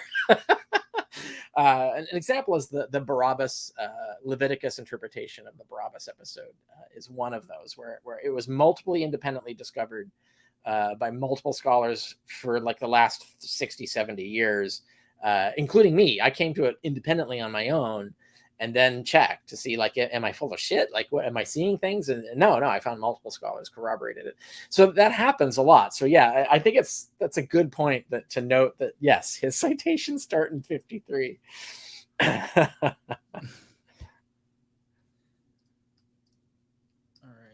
let's get back to the screen. 1 second. Okay, so we've got one final clip before we get into the actual references to it, and so let's see what Kipp has. It's like it's less than a minute. Where does Carrier get this idea? He says that it comes from the Talmud. The Talmud provides us with a proof of concept at the very least, an actual confirmation at the very most. It explicitly says the suffering servant who dies in Isaiah 53 is the Messiah, and that the Messiah will endure great suffering before his death. Carrier has included a footnote at this point in his text, which draws our attention to two tractates from the Babylonian Talmud. That's Babylonian Talmud, Sanhedrin 98b and 93b. And these, I assume, provide the so-called explicit proof that the suffering servant who dies in Isaiah 53 is the Messiah. Right. Yeah, he says two tractates. That would be one tractate. I think when he says two, he's including the next footnote. If people notice that there's Sukkah is also in there, and he'll get to that. So he's not making a mistake. He's not confusing two references to Sanhedrin as two tractates. He knows he's going to talk about the second one later on. But yeah, so yeah, exactly. My wording is very important here. And this is a case where he's a little lazy and he misreads me as saying that these passages talk about a dying Messiah. That's not what I say. I say that they talk about the passage referring to the Messiah, and we'll get to why that's relevant. That's very important in my wording is relevant to this. So we'll get to that. Well, yeah, and I think the way that Kipp kind of worded this was like you were making this argument. Right. Like he and for all of this, he seems to ignore the fact that you cite experts in this area. Yeah, one wonders, like, where does he think I got this? Does he think I sat and read, like, how many volumes? Like 40 volumes? It's a huge. Have you ever seen the Talmud? It's a wall of books. Do you think I just read the Talmud and found them? No, I found there's these scholars talking about it, like experts. I mean, Rick, obviously you did a keyword search for Messiah and just listed all the references you found about it. Well, I have to say the ones you're going to bring up, the pictures you're going to bring up are from an online Talmud that did not exist when I published in 2014. And I'm impressed with it. Like, it is a really excellent resource. This new online Talmud, it was one of my biggest complaints when I was working on it, is how hard it is to find the Talmud right? Like to any text of the Talmud to refer to. And I was so frustrated that no one had like a reliable, thorough version of it online. Now they do, and it's fantastic. But that didn't exist back then. I couldn't use it. I don't even know if it does word searches. I haven't played around in that website. No, I don't know if it does word searches for the entire Talmud, but I know you can Right. search in the page, and I've Yeah, got that's right. one of my images has like a highlights of the word Messiah. And the thing in is, it, there's a so- lot of pages. The Talmud is huge. Right. I don't know if people Yeah. realize how huge it is. It's massive. Right. It's bigger And than so the Encyclopedia Britannica is nothing compared to the Talmud. It's massive. Yeah. Now, Kipp goes into a very long discussion about the Talmud, kind of setting up like what the Talmud is and everything. Yeah. And so, I mean, Yeah, the way that Kipp, I don't think he's wrong about any of this. Like, I think he's Right. spot on. It's useful. So, and tell me if I've written down this, I got a misunderstanding, but this is what I've kind of written as a summary from what Kipp said. The Talmud provides commentary on the Mishnah from prominent rabbis between 200 CE and 500 CE. Now, the Mishnah records rabbinical opinions from rabbis between 20 BCE and 20 CE. And that's what Kipp is depicting right here. That's Yeah. kind of what he's led into. Right. I in- think the Mishnah might have a few later rabbinical comment. Like he puts the date for the Mishnah at 200, right? There might be some, well, yeah, I'm not sure if the rabbinical references stop at 20 AD. I think it's a trivial point, but in general, he's correct. Yeah. So the Mishnah is what's called the oral Torah. And so you have the Old Testament, you have the Torah, and then there was supposedly this oral Torah it's everything Moses taught in person, and that this is, reliably transmitted over thousands of years, and that was the Mishnah. And then the Mishnah got written down. Now, so the Mishnah existed in the time of Jesus. It was just oral studies. You would learn it in rabbinical school, where you would just spend 7 years of your life memorizing it. And they actually did have these rabbinical schools that, like, they were just drilling kids from the age 7 up to just memorize the whole Mishnah. And in a way that we don't have for Christianity, there was no school, forcing kids to memorize the gospel story for 7 years before writing it down, right? So this is very different. This is a more serious oral tradition. But still, it's centuries and centuries old, so it's going to be distorted in various ways. But it gets written down, right, sometime between 100 and 200 AD. And that's the Mishnah. And then the Talmud is a commentary on the Mishnah. And in some respects, the Mishnah is a commentary on the Torah. So it's kind of like a commentary on a commentary. And then you can also find commentaries on the Talmud. So there's also commentaries on a commentary on a commentary. So this is the thing. But yeah, no, what he's talking about is that's how it works. So the Talmud is a commentary on the Mishnah, and therefore it's later. But it does preserve teachings that are older, and this might become relevant later. We'll see which clips you bring up. Okay. All right. So this is by far the longest set of clips that I have, delineated by the dipping to white. But we're going to take it kind of, I guess, one particular section at a time.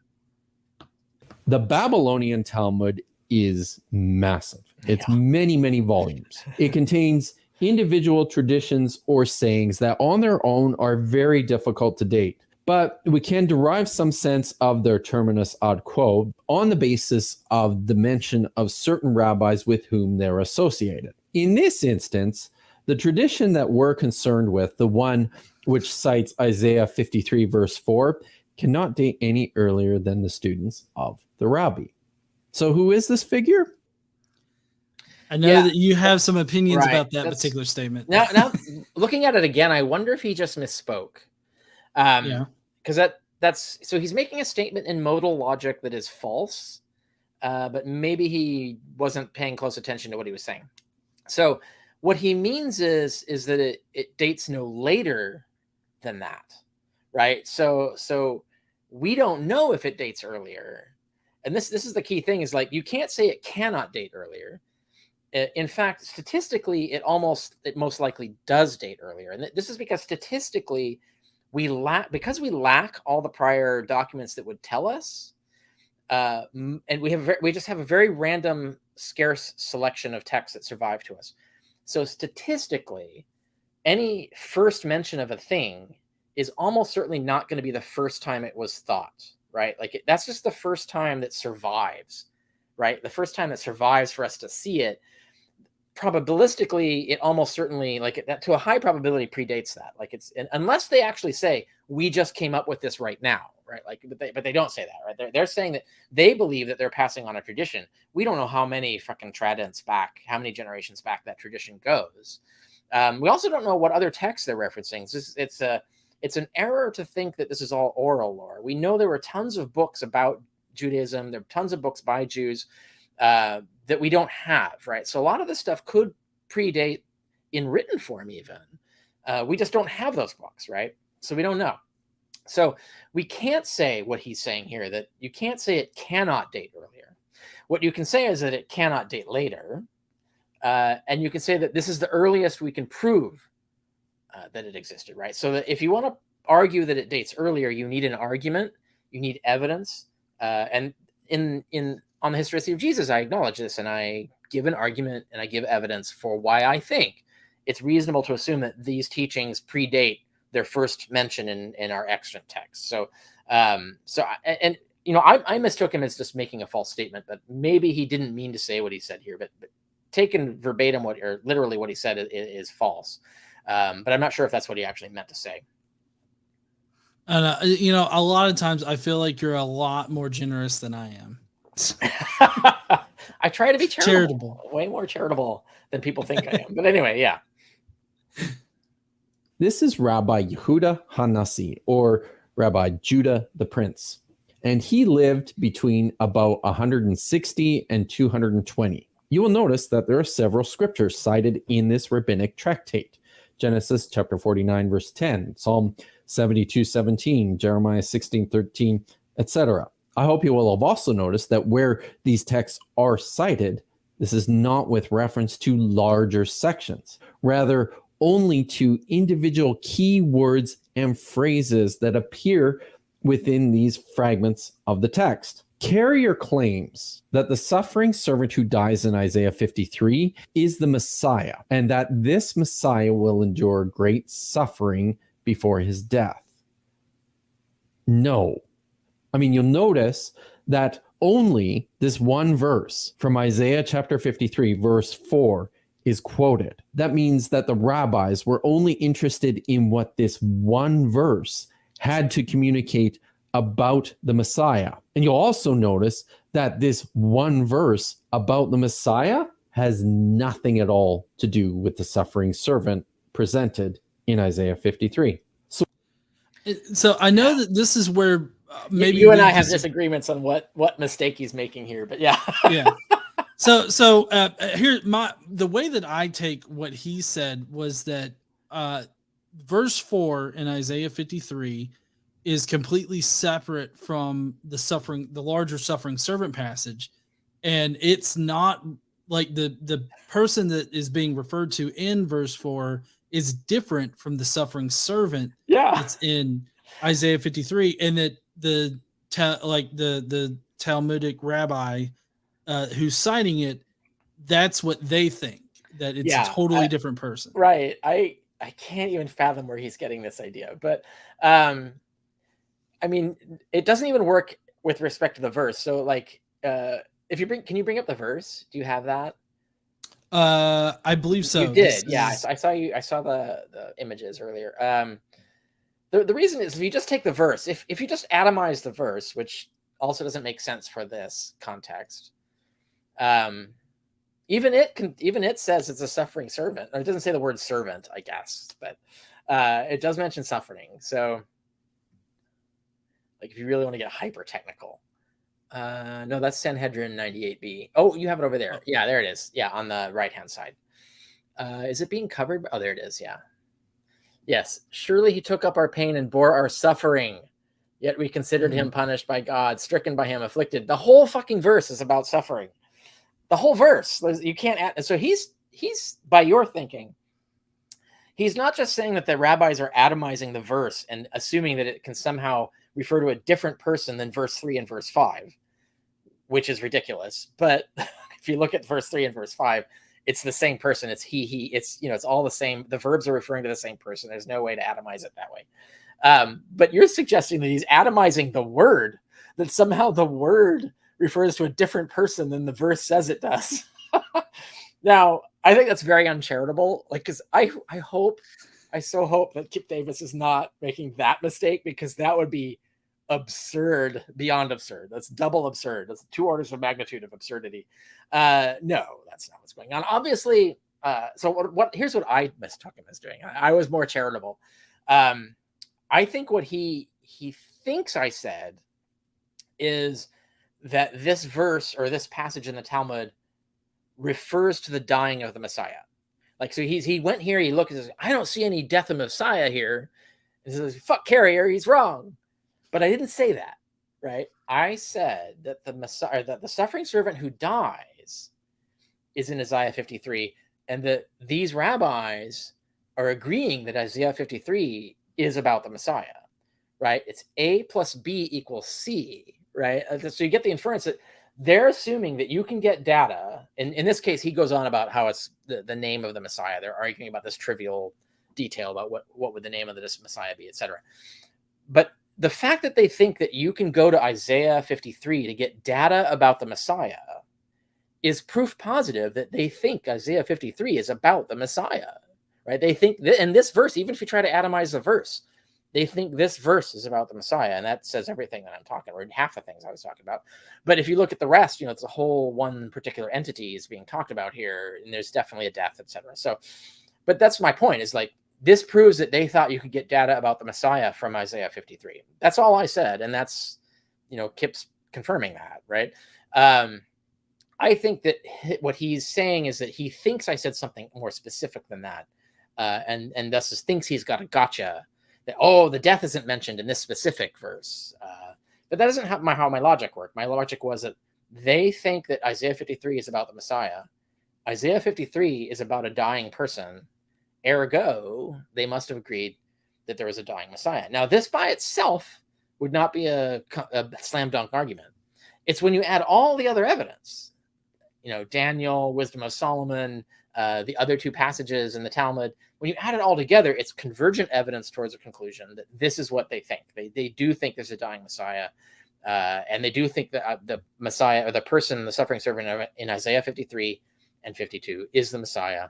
We have evidence of that also in the Dead Sea Scrolls, that they were also reading Isaiah 52 as about the Messiah and so on. So there's just tons of evidence for this, even apart from my elaborations. Like, I go a little bit further than just the plain fact of this, but I'm clear that I'm doing that. So anyway, yeah, and I was more charitable. I just assumed he misread what I said and thus thought he could disprove it. And that makes logical sense of his mode of argument. But if he's actually doing what you think he's doing, and he's atomizing the text so that verse 4 is not about the same person as verse 3 and 5, and moreover, that one word in verse 4 is not about the same person as in the rest of verse 4, that would be ridiculously absurd, and not at all logical, I don't think.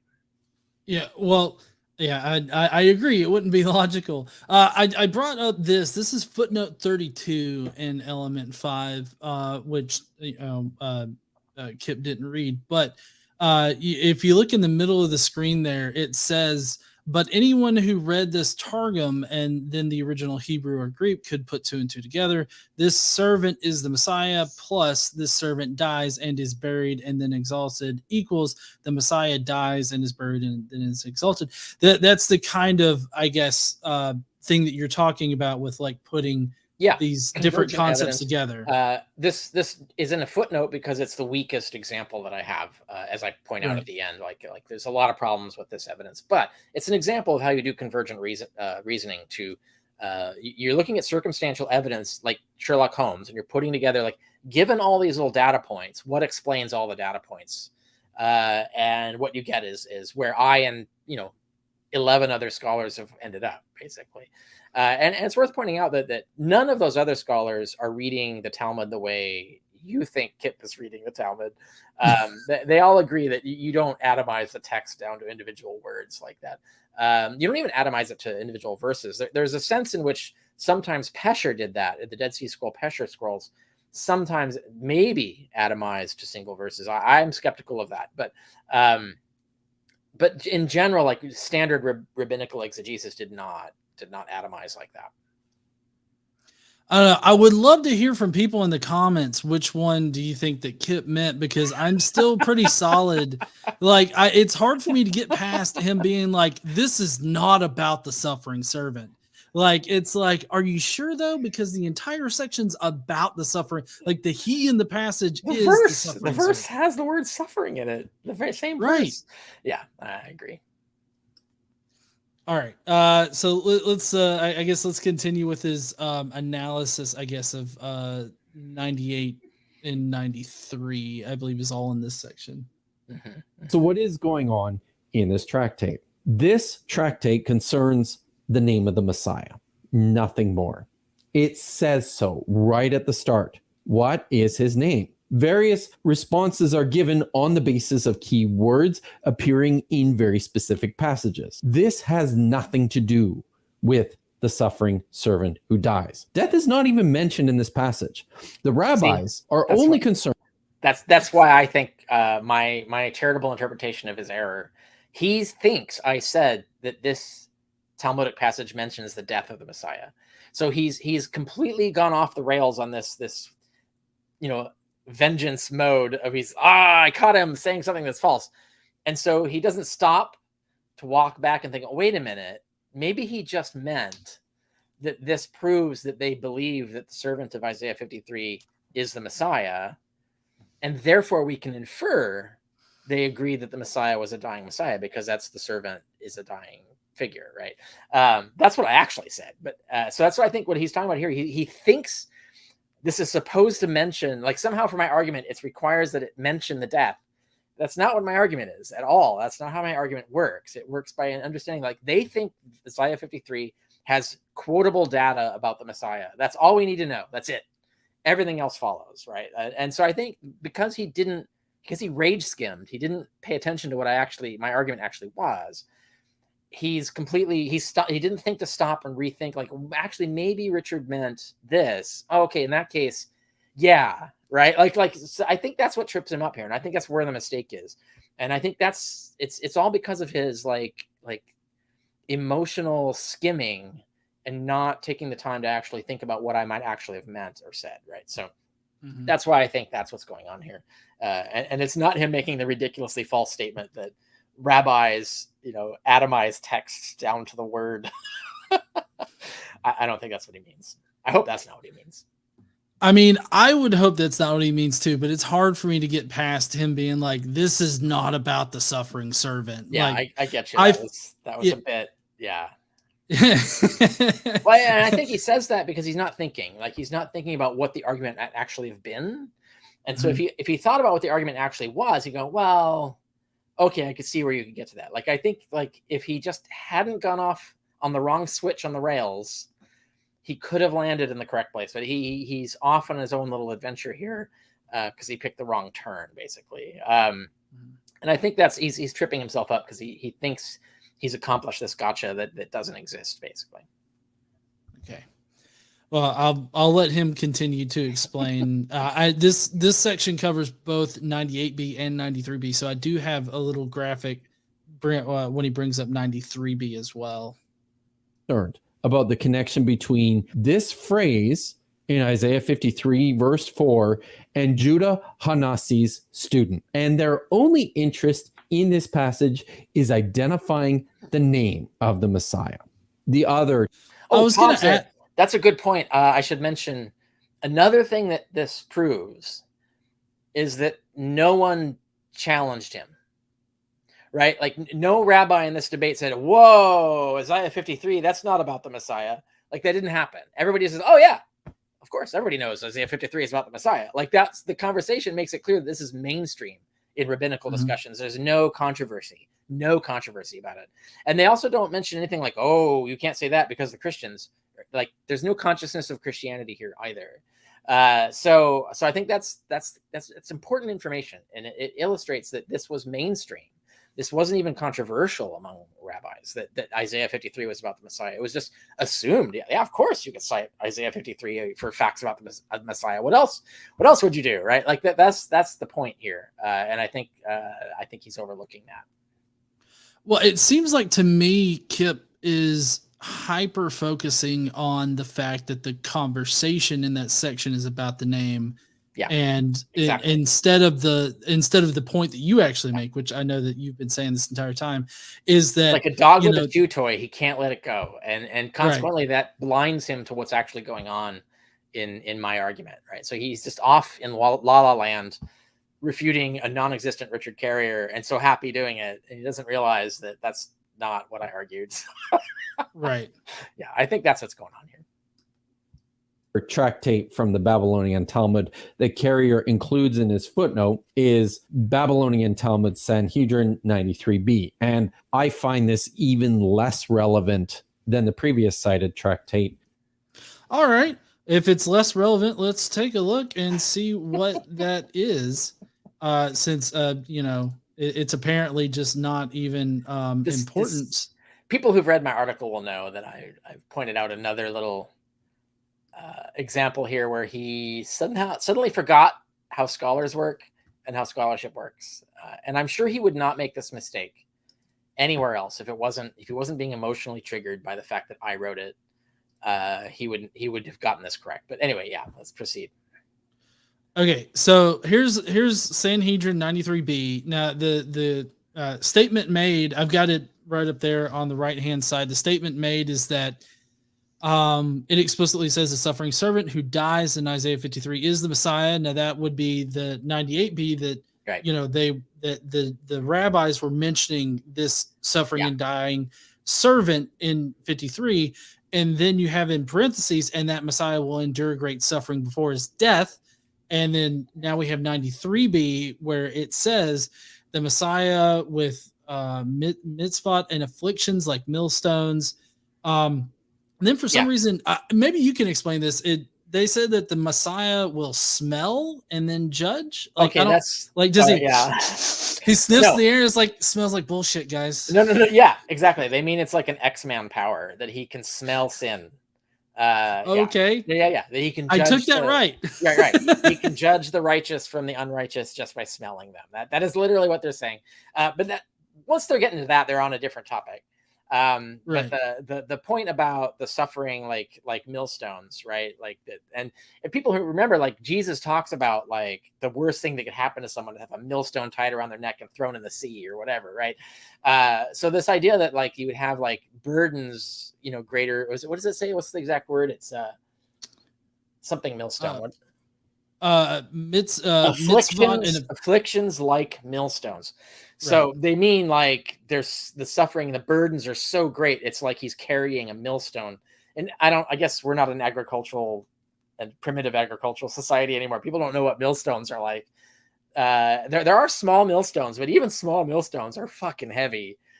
So to have to like carry them around is like a horror, right? And it would be the kind of thing like, if you're a mafia hitman, instead of an anchor, you tie a millstone to someone to throw them in the sea. Right. That's the whole idea. But yeah, so the point is that like he would suffer. He'd be suffering. He would not be this glorious, perfect, angelic, Aryan Jesus that you see on every Christian artwork now. No, they thought that he would suffer, had horrible suffering. And that's it, just says that. And that's it. And that was why I said two things, that the figure in Isaiah 53 was the Messiah. They say that's the first reference.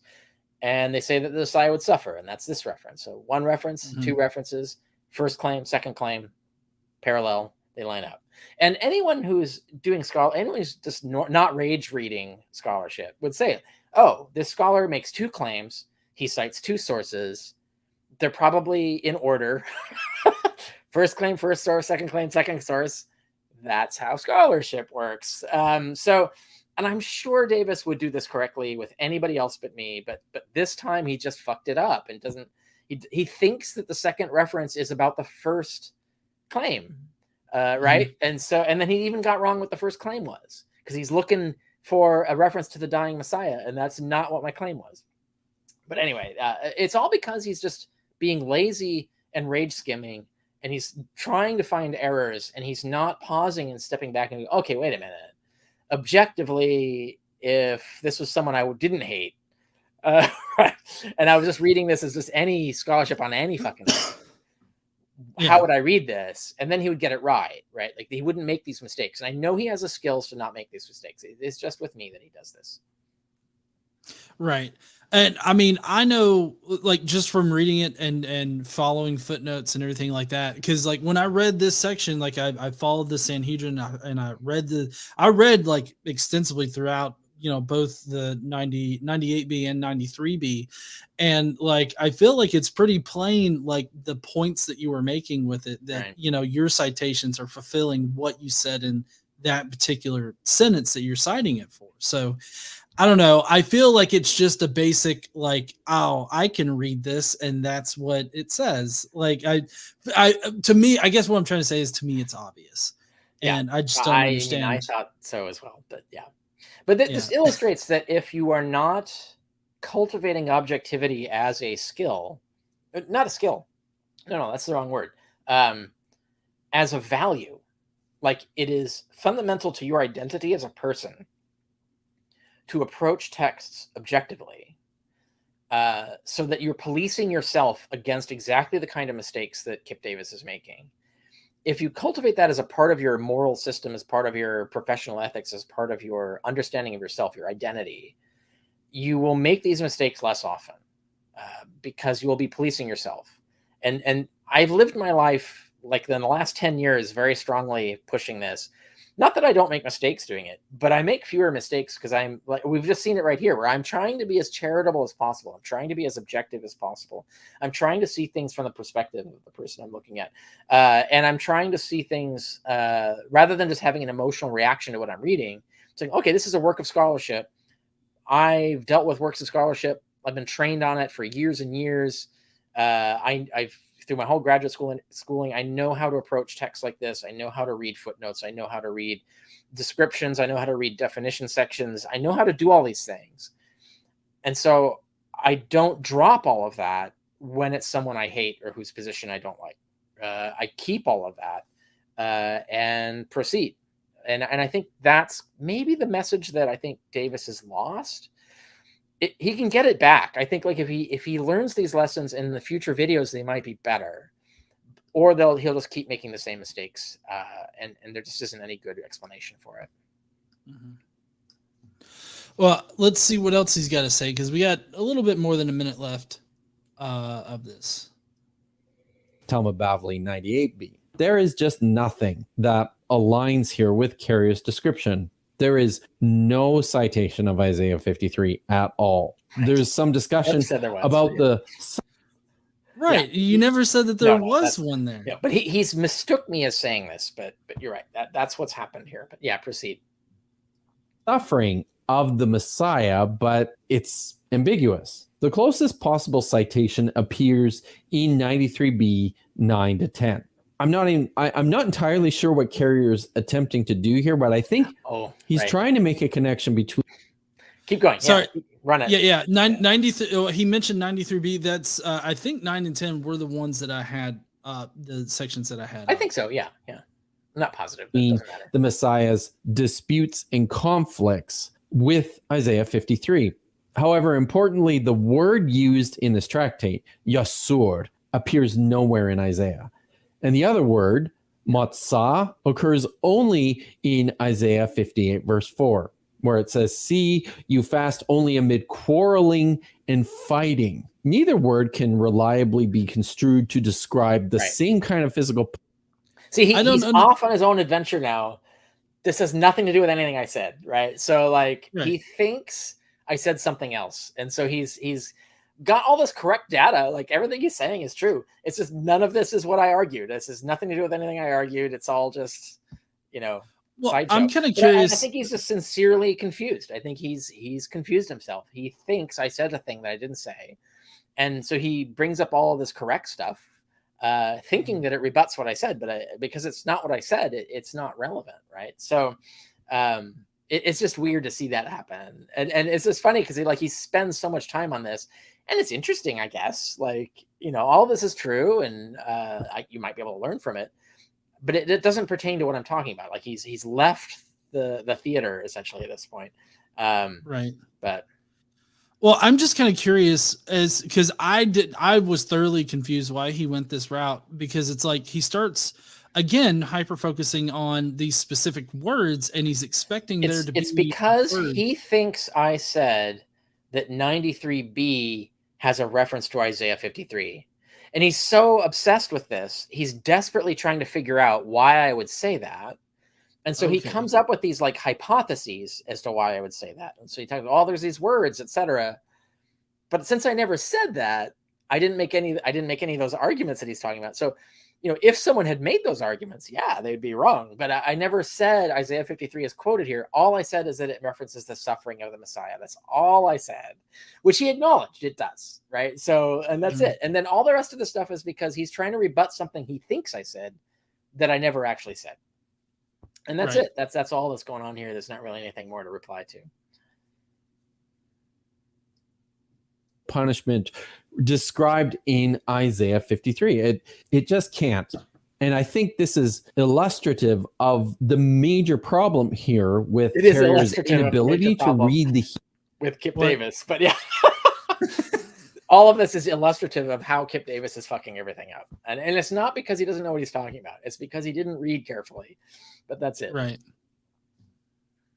Hebrew and the Aramaic, because what he's doing is he's studying these texts in their English translation, and he's not recognizing that oftentimes these words he believes to be synonymous just don't work. And as a result... Pause there. Do you see where he's invented this argument I never made about the Hebrew? Never made that argument.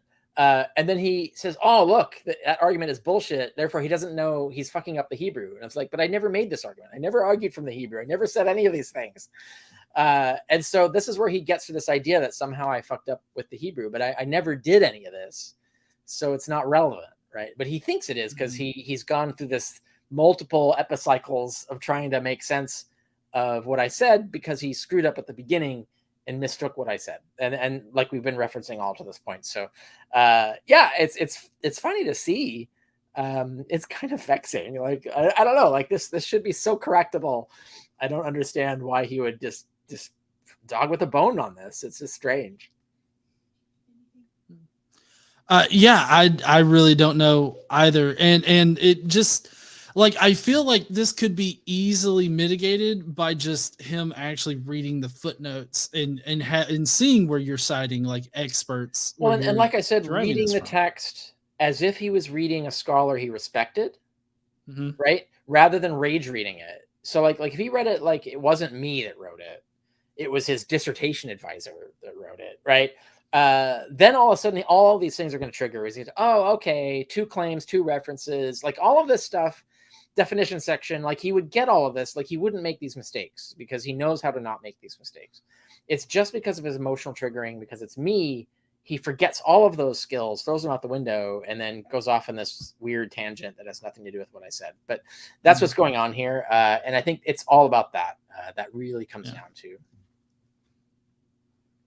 All right, there's only like 5 seconds here left at the end, and then we'll get to the next Talmud reference. He's just completely misunderstanding what's actually taking place in the Talmud. That's all you're doing there, Rick. You're just you're misunderstanding the entire fucking thing. Yes, right. All right. So the next reference that we have is Sukkah 52a to b. I don't know if I'm pronouncing that right. But this is another section and Kip's going to explain how this factors in. So after this, Carrier cites one more passage from the Talmud to make his case. He says, the Talmud likewise has a dying and rising Christ, son of Joseph, ideology in it, even saying, quoting Zechariah 12:10, that this Messiah will be pierced to death. Carrier is referencing at this point Babylonian Talmud Sukkot 52a to b. It appears in a footnote, and its citation of Zechariah 10 as proof that Christ, son of Joseph, would be pierced to death. Importantly, again, Carrier doesn't actually quote the tractate or deal with it. He's only summarizing what's happening here. Which, I mean, I don't see why that's like a bad thing. I Right, mean, exactly. you cite it. If people want to go and read it, they can Yeah. read it. Well, I Like, mean, I don't.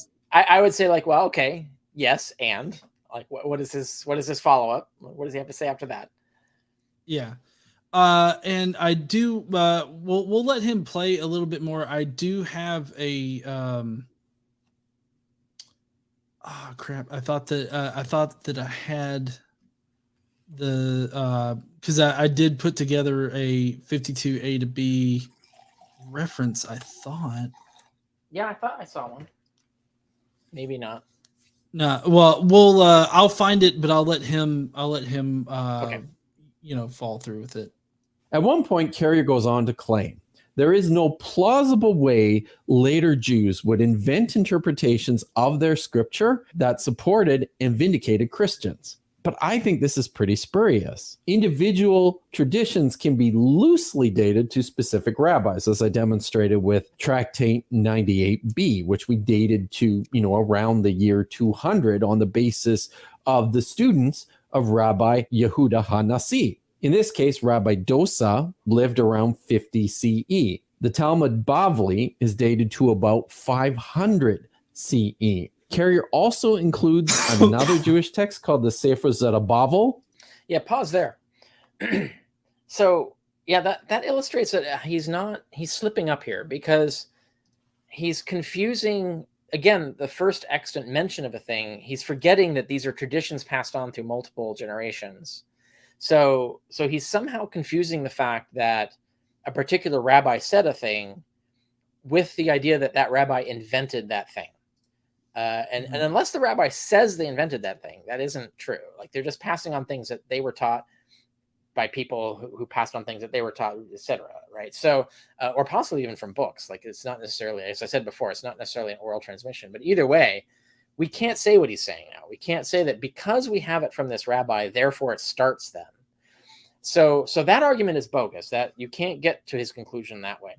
So what I do is I make the point, like, these things don't reference Christianity. There's no way that Jews at this date would be inventing this stuff unless it was well established, right? It can't be that they just, these Christians have these neat ideas, let's borrow them all and vindicate every teaching that Christians are throwing at us. That's improbable. It's not impossible. I don't say it's impossible. I say it's improbable. And what he has in reverse is no evidence to make it probable again. He just says it's possible. But that doesn't rebut probable, right? Like, yeah, I agree it's possible. But what I'm saying is it's improbable, and here are the reasons. And he gives no response to this. He doesn't give any evidence that it would be probable that it was a late invention borrowed from Christians. Like, that's a weird thing to say when there's no evidence of it coming from Christianity. His only argument seems to be chronology, but the chronology is not a valid argument because all we have are the extant mentions of this teaching, not the origin of the teaching. And that's a fundamental mistake in scholarly analysis of sources. And he used the correct terminology, or one of the versions of the correct terminology, about terminus ante quem and post quem. He used ad quo, but it's the same kind of thing, that you have a date where you have no later than this and no earlier than this. But that window is often huge, right? So if you can say it's no later than this, you can't say no earlier than this. It's no earlier than this, right? So there's a huge range where they could come from. So the chronology argument doesn't create a probability argument. It only creates a possibility argument. So his modal logic is wrong. He's messed up the modal logic here. You need evidence that it was late, not merely the fact that the earliest citation is late. That's not enough. You need more evidence. And whereas I present evidence that it must go earlier, it's more probable that it goes earlier.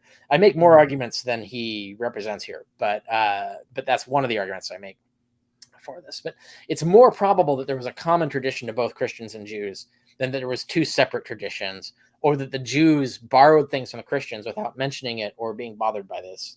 And so it's all about probabilities. And so he doesn't respond to the probability argument. He only responds to the possibility argument, which is not what I made. So there's an issue with logic there. And I don't know that he would make that mistake normally. But I otherwise can't explain why he makes that mistake. Right. As far as the well, I've got instead of Sukkah Sanhedrin, I mucked that up on the title. Yeah. But so it's the Sukkot 52a right there. Now the 52a and b kind of covers the entire, like, I guess idea behind this, but this is where the Zechariah 12:10 shows up. As you can Oh, see, I see 12, what you've done. Okay, yeah. yeah, 12:10 has It's has labeled for where, people in the audience, the Sanhedrin 52a. Forget that. Scratch that out. Right yeah, underneath that, you'll see to the left, you'll see the correct tracking. right. Okay, yeah. Yeah. So and 12:10 says that, he'll be pierced through, and then in the Sukkah there it says they shall mourn, or let's see, and they shall look unto me because they have thrust him through, which I'm guessing is what is it's mentioning the whom they pierced in Zechariah 12:10. So but the 52a to b Sukkah is laying out the entire ideology there, the Christ son of Joseph. Yeah. And now Kip is we're about to get into the Sefer. I think he's about to mention the Sefer Zerubbabel. Yeah, which is a medieval text. As I point out in on the Historicity of Jesus, I'm not coy about it. I don't hide this fact, but yeah. Along with the Talmud, as he puts it, evidence of a pre-Christian dying Messiah theme. And I find this utterly bizarre, since the Sefer Zerubbabel is even later than the Talmud, dating to about the 7th century. So I don't think that his claim about the implausibility of these traditions being later than Christianity hold any water. It's like an argument from incredulity. There's all sorts of ways that filtration back and forth between Christian messianic expectation and later Jewish messianic expectation could be conflated. This is, yeah, he's making an argument to possibility. I was making an argument to probability, and I gave specific reasons why it would be improbable for Jews to vindicate Christians in an era when they're super intensely interested in not doing that. So it's very unlikely that they would borrow this. It's not impossible. So he's saying it's possible. There's lots of ways. Yeah, absolutely. Lots of ways it could happen, but it's not probable. And that's the key. That's the key point that you have to take away. Well, also, if I remember correctly, in the Talmud, there's no mention of like Christian, like there's no refutation of Christians' claims for this, because the Christians are also claiming the same things. There's no right, exactly. There's no. So we're talking. It's important to note we're talking about the Babylonian Talmud, which was a Talmud written outside the Roman Empire. It's important to note that Talmud, the Jerusalem Talmud, we don't have complete. We only have fragments of it, and it doesn't have any clear references to Christianity. It might have done at some point, but we just don't have the complete version of it. The Babylonian, it would be neat to have that because we could learn some things. But the Babylonian Talmud was only aware of a version of Christianity in which Jesus lived and died 100 years earlier than the Gospels depict. And they're very explicit about this. They situate him in that particular period of history, the particular rabbis of that period he's interacting with, and so on. So they don't have any conception of a Jesus killed by Pilate or any of that stuff. So it looks like what they understand as Christianity in the Babylonian Talmud is some other version that is not the version that became popular in the Roman Empire.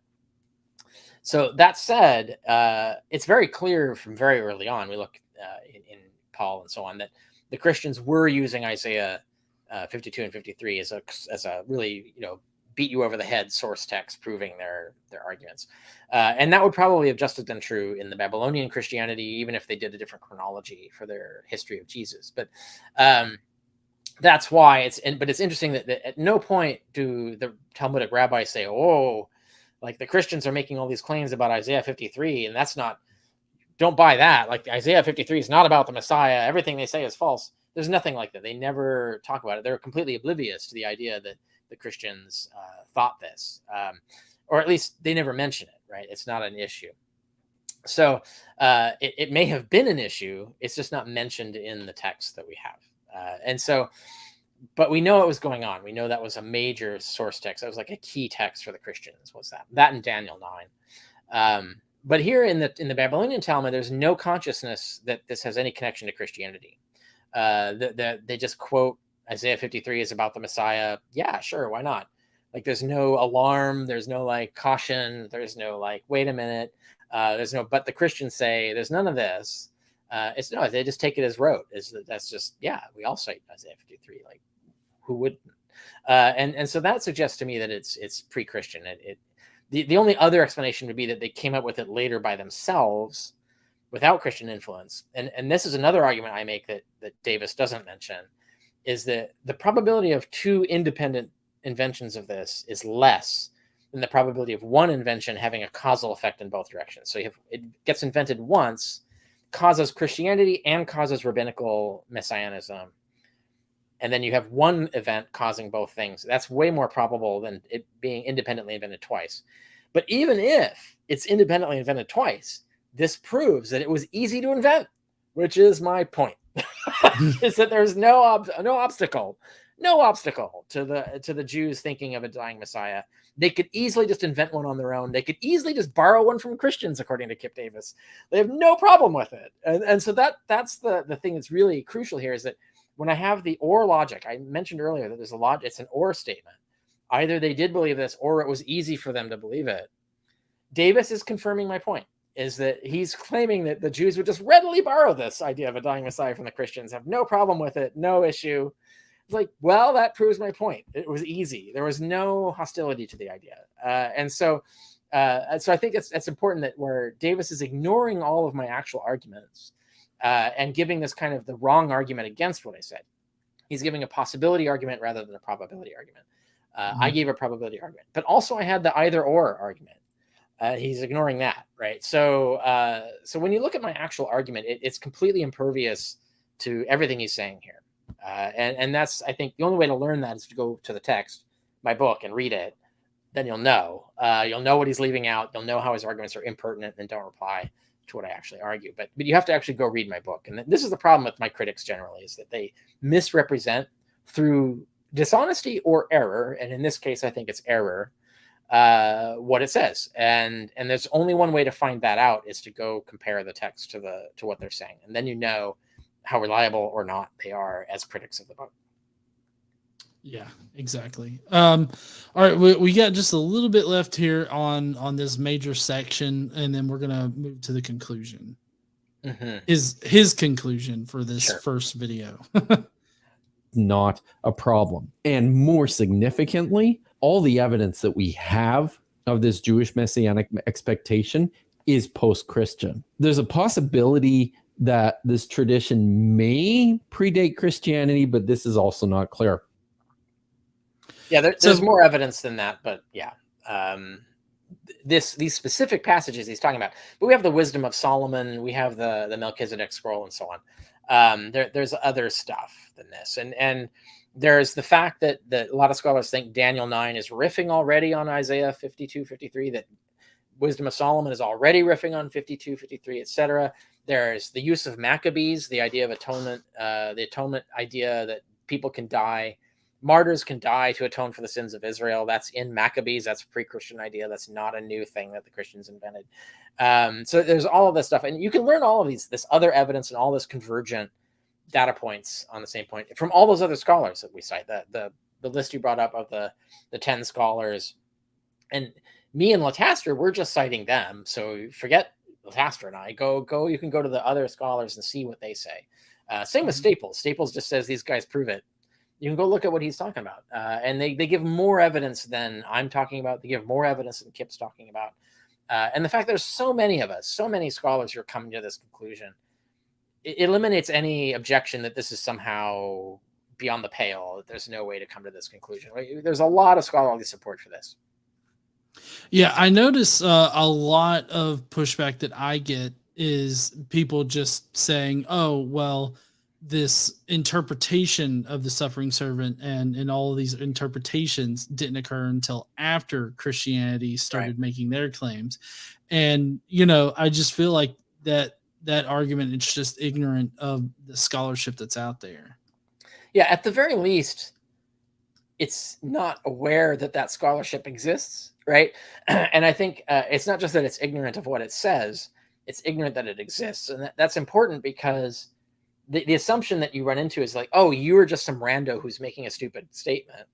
It's like, no. This is a position in the field that has a lot of support by a lot of scholars. Yeah, it's debated. I pointed out in my own in the point on the historicity of Jesus. I say it's a debated point. But the support is way wider than I even indicate in my book. Like I found more, that list I've built is longer and larger than it was when I first published. And so, yeah, so you have to say like, there's a lot of scholars who take this seriously. This isn't something we made up. This isn't some ridiculous, incompetent error. This is a position that is a respected position in the field. Mm-hmm. All right, so we got a quick conclusion here from Kipp. Kipp says that he is going to be doing 2 more parts at least to reviewing Dr. Carey's book. I don't know if we'll do streams for each one of those. I guess it depends on how egregious they are, but I'm here for it. Yeah, no, it's good. It's actually no, I appreciate your having me on to talk about it, because I think it's important for people to hear the other side, so it's not just like you're being siloed and just hearing one person's opinion. I think it's valuable to go through these things, but also not just to get the facts straight, but also to learn methodology, because I think it's more important not just that Kip Davis made mistakes. It's more important to understand how he made them, so that our audience can learn from that and not make those mistakes ourselves. So if you see like, how did the mistake happen, that's really valuable information. Probably more important than getting the facts correct is learning how that mistake happened, so you can correct your epistemology and be aware of that. And like, oh, am I doing this? Am I making that mistake or not? And that's how you get better at everything, basically. Anything scholarly, for sure. Let me make a note. Read fucking footnotes. Got it. Yeah, KC said, how about read the book? Read the book. Yeah, it's sad that I have to keep saying that, but yeah, that's true. All right, so here's Kip's conclusion about this particular section in element 5 and kind of 6. We didn't go over 6 because he really just kind of brushes it off. Yeah, that was it, right? That last mention, right, was the only. Right. Yeah, that's what I thought. Right, he says it bleeds in, but he doesn't go into it. Right. And it's interesting that he did that, because I have issues with the way I've worded element 6. So like, I might even agree with some of his criticisms there. But that's besides the point. But anyway. Yeah. Well, if I remember correctly, he says this part is even more ridiculous than the last, or something like that. I mean, I feel he thinks element 5 is the worst. That's why he focused on it, actually. But, oh, okay. Yeah. Yeah. So, all right. Well, here's his conclusion about element 5 and 6 and everything. This is how he feels about it. So what do we have here? We have Carrier suggesting that there's an early Jewish expectation for a death of their anticipated Messiah, and that this death would mark the imminent end of the world, and that this predates Christianity. And I know that you have issues with the imminent death, but I didn't know if you want to say something now or just wait until the end. I'm being charitable. So I like, there's lots of things like, what does he mean by marks the end? That's not the word I used, etc. But I'm not going to quibble about that. People can go to look at my actual wording and avoid any of his misinterpretations that may be happening here. I don't know, because he doesn't elaborate. So, right. The evidence he has offered for this so far all come from the very late Babylonian Talmud. Even worse, the texts that he cited within the Babylonian Talmud don't provide anything remotely close to what he suggests that these texts actually mean. Yeah, I also presented Daniel and Wisdom of Solomon and the Melchizedek scroll. So his idea that it's all the Talmud, that's a weird thing for him to say. I'm surprised he said that, especially since I would think he would be totally wanting to get into it with me on the Melchizedek scroll. And because that's very controversial and problematic. And I would expect him to have done it. Maybe he'll do the next video all on the Melchizedek scroll. I don't know. Well, I know that he forgets that that's a thing. But anyway, that it's in there. He does. Yeah, he does mention the Wisdom of Solomon, and I think Melchizedek scroll, but he says that he's going to handle it. Like he teases that for the next. Sure, the that next totally one. makes sense. Yeah, I would expect that because those are more controversial than the stuff he's talking. The stuff he's talking about today in this video, all his mistakes are in not getting correct what I said. When you get to the Wisdom of Solomon and the Melchizedek scroll, there are actual points of dispute that we could have, yeah, that makes sense that his next video would be on that. Yeah, so I mean that's it for Kip's first video, and like I said, depending on how bad the next one is or how good the next one is, I guess we'll have to see. Yeah, right. It could be great. Might change my mind on things. Who knows? Yeah. If you're really excited to see Kip's response, I think that he said that it's already available on Patreon. Like if you subscribe to his Patreon, you can watch the video. So if you're really interested in this kind of stuff, you can go on ahead and check him out over there.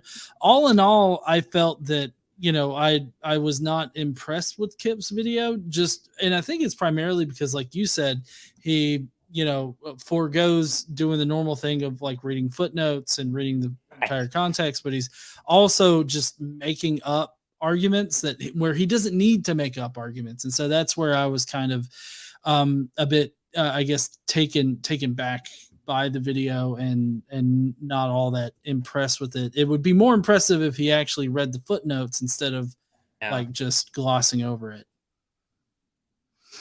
Rick, do you have any like final ideas or anything about the video or anything like that? No, I think we've covered it all. And people who want a recap or anything more specific, my article covers the rest. Did we want to do super chats? Is that like we? Oh yes, we did. We do need to do super chats. Thank you for reminding me. Yeah, I have to go to the bathroom. Okay, literally right there. So I will be like 10 seconds, maybe. So okay, that's fine. Yeah, here. So in case while Rick is using the restroom, because I've kept him on like nearly 2.5 hours now. So next week I do have a video recorded where I respond to Mike Winger about some mythicist stuff, and I have another video where Adam Rich claims that there's no biblical slavery. So those are the two videos that are going to be coming out next week.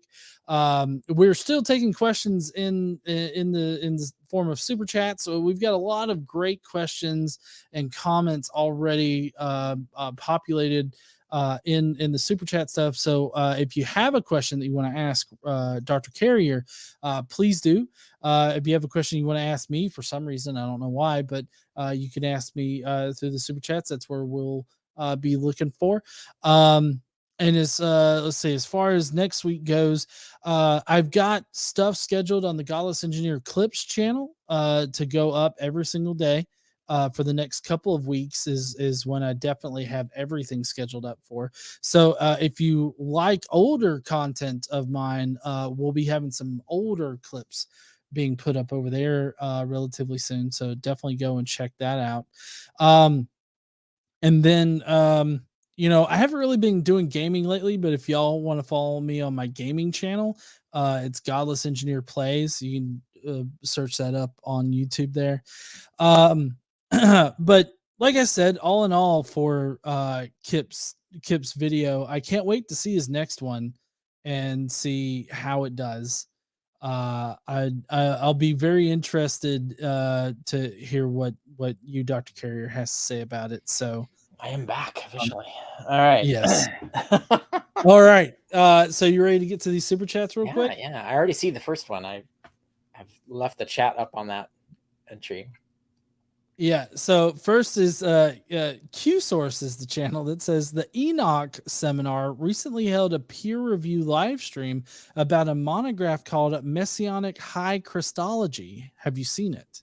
I didn't see it and I haven't read it. And in fact, when I saw this question, I was like, oh, exciting. And I went and looked it up. That looks good. That book.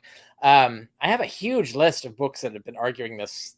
Right. So it's just funny to see like, every time these books come out, I was like, this is a big surprise. We're radical change to the field. And I was like, we've been doing this for like a while. No one's just paying attention.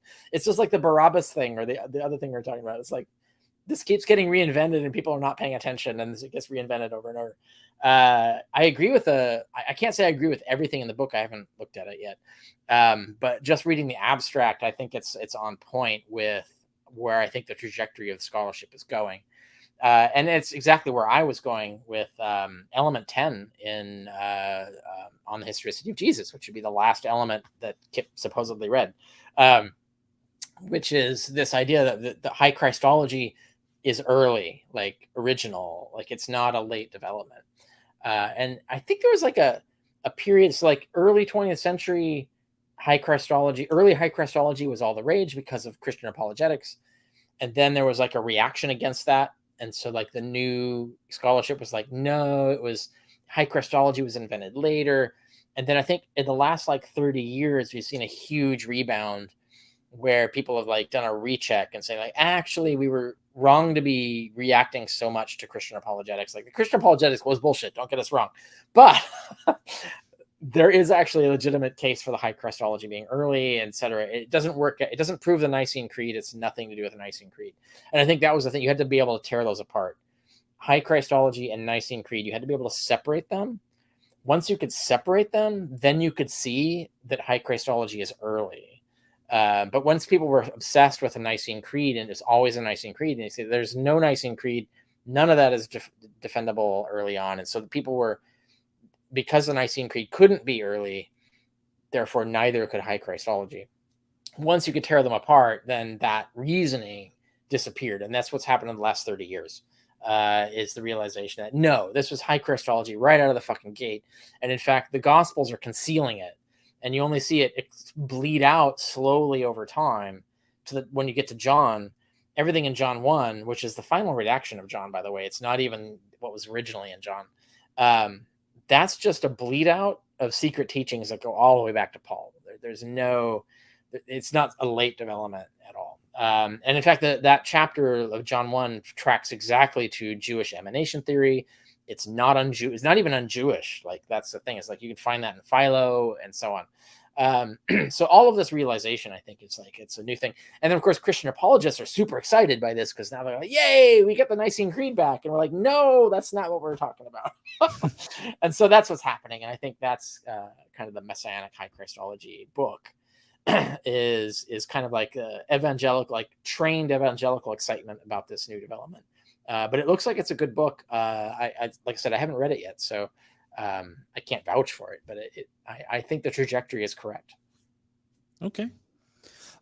Next, we have Reality Revolutions, who says, "Thanks for the discussion. Thank you so much, there, Reality Revolutions. Appreciate you being here." Yeah. Thanks. Absolutely. Yeah. Ikadriabu. My friend Lee, he's awesome. So yes, Lee is definitely awesome. Ikadriabu says Cosmic Messiah is seen nice to become a novel. Oh, yeah, make a story about it. Lots of people have suggested this. Space Jesus could be a thing.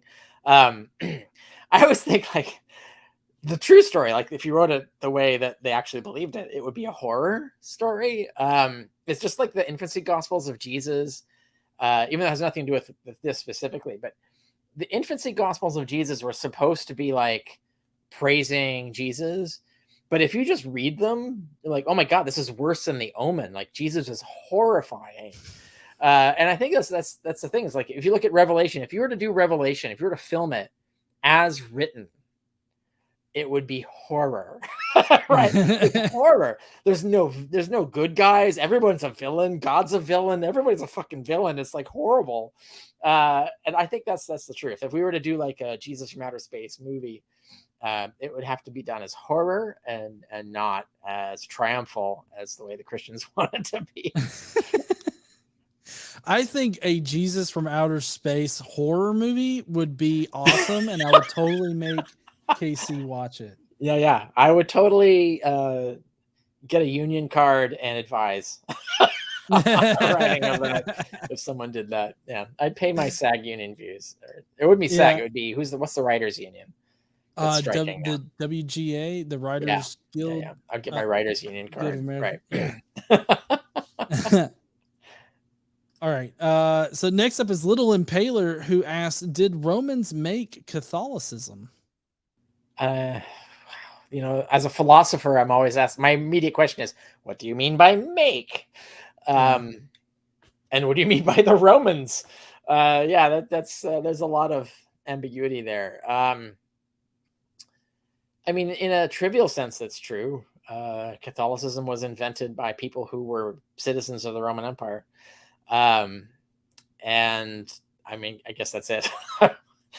Probably not as scandalous a statement as people would expect, but yeah, I think the question, maybe I'm getting it wrong there, Little Impaler, but I think the question is more about like, did the Roman government invent right. original Now Christianity? that's a different. That's a very specific question. Yeah.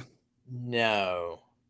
So the Roman government only got involved when Constantine did, and Constantine did meddle a lot, but he was less interested in the particulars than in the results. I'll give you an example. So, like, Constantine did not dictate the Nicene Creed. He didn't give a fuck what creed they came up with. He just said, come up with one.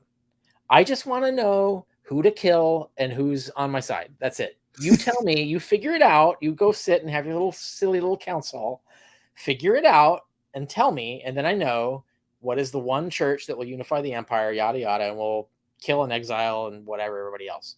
And so, like, he was more interested in the outcome and like the political, social, economic outcome. He was not interested in the details. He didn't give a shit what the Nicene Creed meant. Now, there are some scholars who think he did care, like he had actual theological opinions. And so maybe he did, but I doubt it. And there's no evidence that he dictated them. There's no evidence that Constantine said, this is the creed that you will say yes to. We don't have that. So the government was involved and had a say in things, but it didn't just wholesale invent it. It was more about in-group and out-group amongst the Christians. Who did the Christian bishops hate? And basically that was it. they got the little clutch together and decided who to fuck over and who's on the inside and who's on the outside. And the best description of this, and I've mentioned this before, is Bart Ehrman's book, How Did Jesus Become God? Like, one of the last chapters, he goes through how the Nicene Creed got created. And that is the best chapter I've ever read about how that happened. And it portrays it correctly as a political committee decision. And that's why it's so disastrously illogical. But it makes brilliant sense. So if you look at his chapter on how the Nicene Creed got created in How Jesus Became God, that's Bart Ehrman's book. That's the best sort of summary of that I've ever seen. But yeah, it was made by committee. It was made by church people. It wasn't the Roman government inventing it. The Roman government had interests, let's say, but they weren't dictating things as that, not that minutely, basically. Yeah. All right. Next up is Jason Rollins, who says element 5, page 76, uses 11Q Melchizedek, I guess 3 as an argument. It must be admitted that any reconstruction of 11Q M3 is at best tenuous. Martin Abegg 94. Yeah, I point that out in there that it's very fragmentary. It's torn up. It's missing missing bits. There's holes in it. And also the Hebrew, the letters, the inking is hard to read.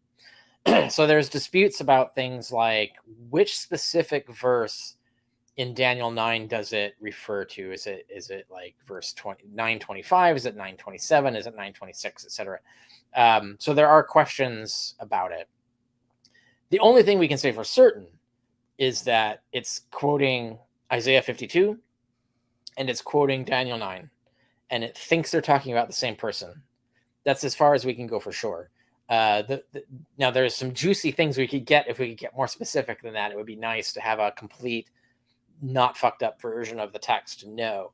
But that much we know. So there's some things we can get out of it reliably, but there's some minute, what you call it, like specific details that can be difficult to nail down because of its fragmentary and difficult to read nature.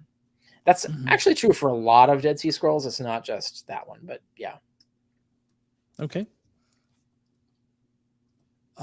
Next up is Polka Zoo Chief, who says, ever notice parallels between the way religions and the atheist explanations of religions evolve? Seems to take generations to change their beliefs. I do think that there can be some beliefs that are so ingrained that it takes a while in order to move past them. Oh yeah, it's the And 3-generation rule, right? It takes 3 generations. So like you have all the Islamophobes who are afraid of all the Islamic immigrants, and they're going to turn us into like jihad. It's all going to be Sharia law. But the thing is like when you have immigrants come over, and this is a really reliable clock in sociology, by the 3rd generation, they're just like fucking everybody else. And so it's the new immigrants. Yeah, they're like, oh my God, they're really conservative, although they're no more conservative than conservative Christians. But that's probably all the gay hate. It's the same. It was in Texas. There was recently, like not a couple years ago, but like 10 years ago, there was a vote for a candidate. There was 100,000, more than 100,000 people voted in Texas for a kill the gays candidate. Like his platform was, we're going to execute gay people. More than 100,000. And so like, when people complain about Muslims, it's like, you really need to like look at the Christians first that are around you. Like there are radical, crazy fucking Christians who have control of nuclear weapons. That's what I'm talking about. Whereas Muslims don't have that, except, Pakistan. But anyway, no, 3 generations is pretty much all it takes. So once people are exposed to a melting pot, by the 3rd generation, they start looking like pretty much anybody. And that's true with like religion as well. Like you could be like really religious. Your children are going to be slightly less religious. Their children are going to be like, fuck your religion. Like that's going to commonly happen. Like that's going to be a normal progression of things. So I don't know if that's what they're talking about, though. I can't quite get what the atheist explanations of religion evolving means either. I teach a course on that, by the way, on ancient atheists. I do one of my online courses. I do 10 online courses. They're kind of like correspondence courses. So they're learn at your own pace, study as much or as little as you want. But I do ancient atheism, where we go through Whitmarsh's book on Battling the Gods, which is about ancient atheism, Greek and Roman atheists. And the pushback against atheists, the arguments atheists then had, and so on. You'd be surprised at how similar it is to today. The only difference is that we're way more sophisticated now because we have shit tons of science that they didn't have. So we can make way better arguments than they were able to. But they still held their own pretty well without all of the data that we had. It's impressive. Yeah. And I have to say, Rick's, or Dr. Carrier's classes that he teaches, I mean, I've taken a couple and they're pretty good. And I mean, I got a lot out of both of the classes. And of course, I took it under a different system, but I feel like you get the same kind of experience under the system that Rick has now. Next up, the Mythic Life. What's up there, Mythic Life? Is it too much to ask, particularly of people who have obtained a PhD, to read Carrier's whole book thoroughly and represent the arguments correctly? Yeah. I mean, you would think so, but time and time again, we have, I regularly like analyze and review people with PhDs that are arguing against mythicism, but have bothered not one bit to actually read about mythicism, and they just pull shit out of their ass. Yeah. And some will even vehemently refuse, like they'll outright say they refuse to read all the peer-reviewed studies, which is 2 now, I should mention. It's not just me, it's Lataster. Independently corroborated results, Carrier and Lataster. So Lataster 2019, which is questioning the historicity of Jesus. So there's 2 massive studies doubting the historicity of Jesus. There's 0 equivalent studies defending the historicity of Jesus. It's time to like start paying attention, I think. Yeah, and one thing that Lataster's survey of it does is that he takes what's supposed to be the best, like, historicist like proposition, right? Which is Bart Ehrman's "Did Jesus Exist?" And I mean, and Maurice Lataster, Casey. He does both Casey and Ehrman. Oh, he does? Yeah. I mean, I know I hadn't gotten to the part where he handles Casey, but he just rips Bart Ehrman up in the book.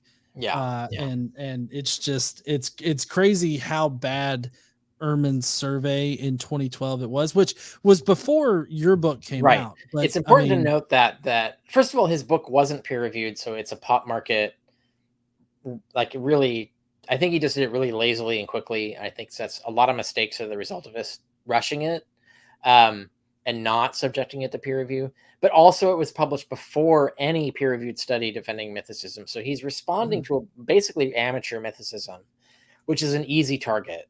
There's so much there that you could pick on that's bad. And that's what he does, right? So that was easy to do. But it doesn't respond to serious peer-reviewed mythicism, and it couldn't because he published before it. I would like to see him, like, you know, do a proper peer-reviewed response to the actual studies, but he's vehemently denied that. He insisted that he'll never do that. He'll never read my book. That was, I think, what he said on one interview once. Or he doesn't even know about Lataster exists, right? Like, all history of mythicism ends with me. But anyway, yeah. No, only through blogs. I think you and Ehrman have only talked like through blogs, haven't you? Like, you've blogged, he's blogged. Right. We've never interacted personally. I think even when he debated Price and we were in the same room together, he never spoke to me. So it's okay. I didn't speak to him. I didn't speak to Ehrman either. Yeah. I when we're drunk and together privately, I have stories about other individuals of prominence who have interacted with Bart Ehrman, and they have stories, but I'm not gonna like engage in that here. Yeah. Honey, we definitely have to make up a trip to go and see Rick and get drunk. All right. Thank you, Mythic Life. Next up is Rainbow Krampus, who says, yet another sad case of carrier derangement syndrome. Hopefully it's not terminal. I love this. This is a great meme. Yeah. Yeah. It does seem to be a thing, right? Yeah. Carrier derangement syndrome.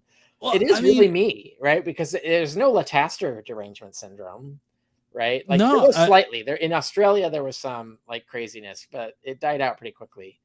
But no, it's mostly just me.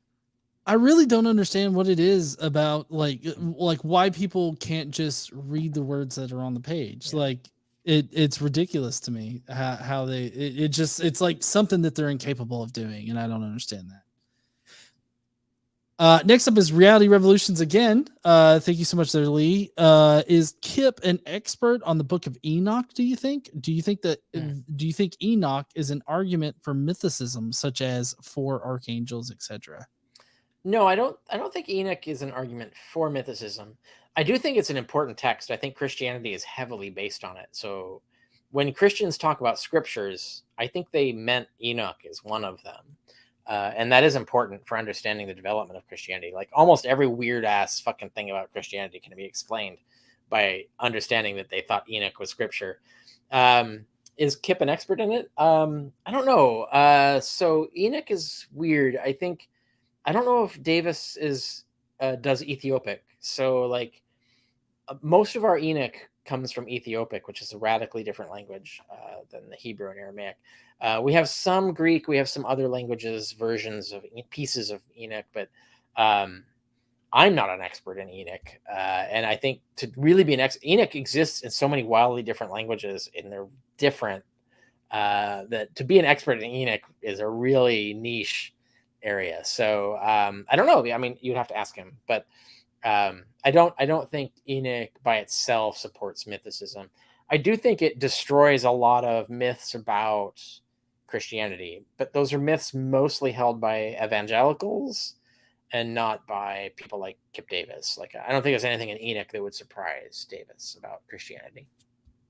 Yeah, and that's another surprising thing is I feel like as far as like mythicists and the more critical scholars in biblical scholarship, like, we would agree on a lot of different things. It's just these very minor things that are in disagreement. Case in point, like Kipp Davis read 3.5 chapters, I guess, of OHJ and just had like a minute number of things to complain about, right? So and he even said like he agrees on most of the rest of it. So yeah, there's just a few things that we tangle on, but we agree on most stuff. Yeah. So next up is Rainbow Krampus again saying, small argument from the comments. Mark stating, some say around 70, some around 90 to 110 thoughts or sources. Unknown. I'll just say that there are some people. I'm surprised you say 90 to 110. Some people try to argue that it's post Bar Kokhba. I don't think that would be like after 140 or after 138, and I don't believe that. 90 to 110 is remotely possible. I think that's pushing things. I'll bet Robin Faith Walsh would probably be pro 90 to 110. I don't know. But my argument, we have no definite arguments, so we're not going to win this argument either way. The only way we know for sure it's after 70. And the only argument I have that it's close to 70. Now, I think me and several other scholars think it uses the Jewish War of Josephus, which was published roughly 76. So it's late 70s. And I think that's the farthest you could push it. And the reason I say that is because Mark seems deeply worried about the destruction of the temple and what this means. Like it's an imminent problem that he desperately needs to explain, and he has a lot of chapters about it. It's not just chapter 13, which everybody focuses on because it's literal, but even like the fig tree story and the clearing of the temple and all of this is really built around, even the Barabbas narrative is like really built around this existential worry about the fact that the Jewish nation has been destroyed, the temple is gone, and the world didn't end yet. What the fuck, right? Like this is the problem that Mark is trying to address. So if you go all the way to 90 to 110, like that's a whole lifetime later, right? Like by then, like people are past it. Like it's old news. So I don't think Mark doesn't sound as urgent then. Whereas Luke makes a lot more sense around 110, 115. Like it's more common for historians to say Luke, because Luke Acts is probably roughly 110, 115. I think that's plausible because that sounds exactly like early 2nd century stuff. Like all his concerns, all the way he thinks about things, early 2nd century totally makes sense. Mark, however, I think makes more sense late 70s, not much later than that. Now, that's not a slam dunk argument. That doesn't prove it. It's just the argument that convinces me. I think balance of probabilities would be my way of putting it. Okay.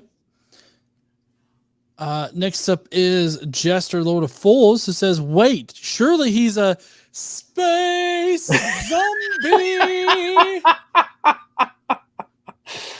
I mean, he's undead, right? So yeah. I've always heard people say, no, he's not a zombie, he's a lichen. I really someday would like to make a movie called Zombieses, where it's the quote unquote true story, and it really is Jesus is infected with zombieism and comes out and like starts eating the disciples and shit, and they have to come up with excuses and eventually have to get rid of him, and so then they come up with like a story, and that becomes Christianity. And that's what was a good Jesus movie, hon? Oh, Batman and Jesus. Yeah, that was a good one. Yeah. I remember when they premiered that at one of the conferences. The thing I like the most about that is they do the Nicene Creed, like the Nicene Council, for canonical Batman. Yeah. And the parallels were fascinating. Like it was actually genuinely instructive about how do you decide who is the real Jesus, the real teachings about Jesus. And it is literally the same thing as deciding on what is the canonical Batman. And yeah, that was the cleverest bit of that movie, and it's almost worth just that. But there are other funny things in the movie. Yeah, it's a really great movie. I do believe that it's available on Amazon. I think that's the easiest way to get to it. All right, and then finally we've got 2 Read Between the Lines, which I finally understand the name of them now. So Read Between the Lines says, I told Kip I'd wait to comment, so I am. Maybe I'll talk to him. Maybe I'll be able to talk to him. See you soon, guys. Yeah, so I hope somebody can talk to him about it, because I mean I feel like these are easy things that he can correct. Like just right. It can only make his work better. It can only make his criticism better. It can only make it more productive. Like actually zero in on things, maybe errors I've actually made instead of ones that I didn't actually make. That's useful. I can't see a downside, honestly. So Yeah, and I've always said that I'm very much up for people providing like legitimate criticism of the position. And like I want to be challenged on things, and I have been challenged on things in the past, and it's so that's only valuable. made me I gain better. so much from being challenged. I just that's why I get so angry and frustrated when the challenges are so bad. Mhm. Is that I want them to be better. Right? No, I want something better than this that can actually refine my thinking and move the ball down the road. And some of the best criticisms in my life have done that, but on this, not much. Oh, apparently in the chat, my wife KC has put up a free on YouTube Batman and Jesus Oh, link. there you go. Yeah, Yeah, sure enough. yeah, yeah. You didn't used to be able to, but now you can. I remember the version that I had of Batman and Jesus was like 10 gigabytes big, and I have no idea why. Yeah, we ended up buying it. Right, we helped fund it. Yeah. I don't know what's normal, so I can't comment on that. And then Read Between the Lines says, I did that night. And what he's referring to is I don't know if you remember me, Carrier, but I was there for the Price and Oh, Ehrman debate. yeah, right. Yeah, and I God, knew the yeah, that guys that was were putting it on, and right, so right. I was there and everything, and so that's what I was meaning earlier. It's like it's okay. I didn't talk to him either that night, and and Ah! I didn't. But apparently, Read Between the Lines did talk to Ehrman, Nice. and I'm Yeah, glad. Like it was my personal opinion not to speak to Ehrman that night, but yeah. it No, was it was just, a great night and well organized, and totally, yeah. People should have gotten the opportunity. yeah. Definitely. All right. So that's actually it for all of the super chats. Thank you guys so much for sending in your super chats and everything. Dr. Carrier, it was great having you again. And Yeah, maybe we can do this, in a couple weeks, maybe when yeah. he puts out Always another fantastic. video. I love being on the show. It's a great Yeah. opportunity. I appreciate it. So Yeah. If you want to, for anybody that's, still on the stream that doesn't know where to find you, do you want to, shill yourself a little bit? yeah, richardcarrier.info. So all things me. You can take my courses there, find my books, my blog, my social media links, all that stuff. Yeah, definitely. And I have his initial or the part 1 response in the description, richardcarrier.info. Down there, we've also got Kip's video down there. So if you want to go and look at the unedited, right, because I Nice. did clip it out. He provides a lot of great information, like Carrier was saying. He provides a lot of great information, but it's just that a lot of this information just didn't pertain to anything that was actually said in the book. Right. So I definitely suggest going down there and watching Kip's video, checking it out, and getting that little bit of education that I didn't present in tonight's stream. So definitely go check that out. Again, Dr. Carey, thank you so much for coming on, and I guess we'll go on ahead, head on out of here, and we'll see you heathens later. Don't forget to stand up, use your voice, and all that kind of good shit. Bye, heathens. Bye, y'all.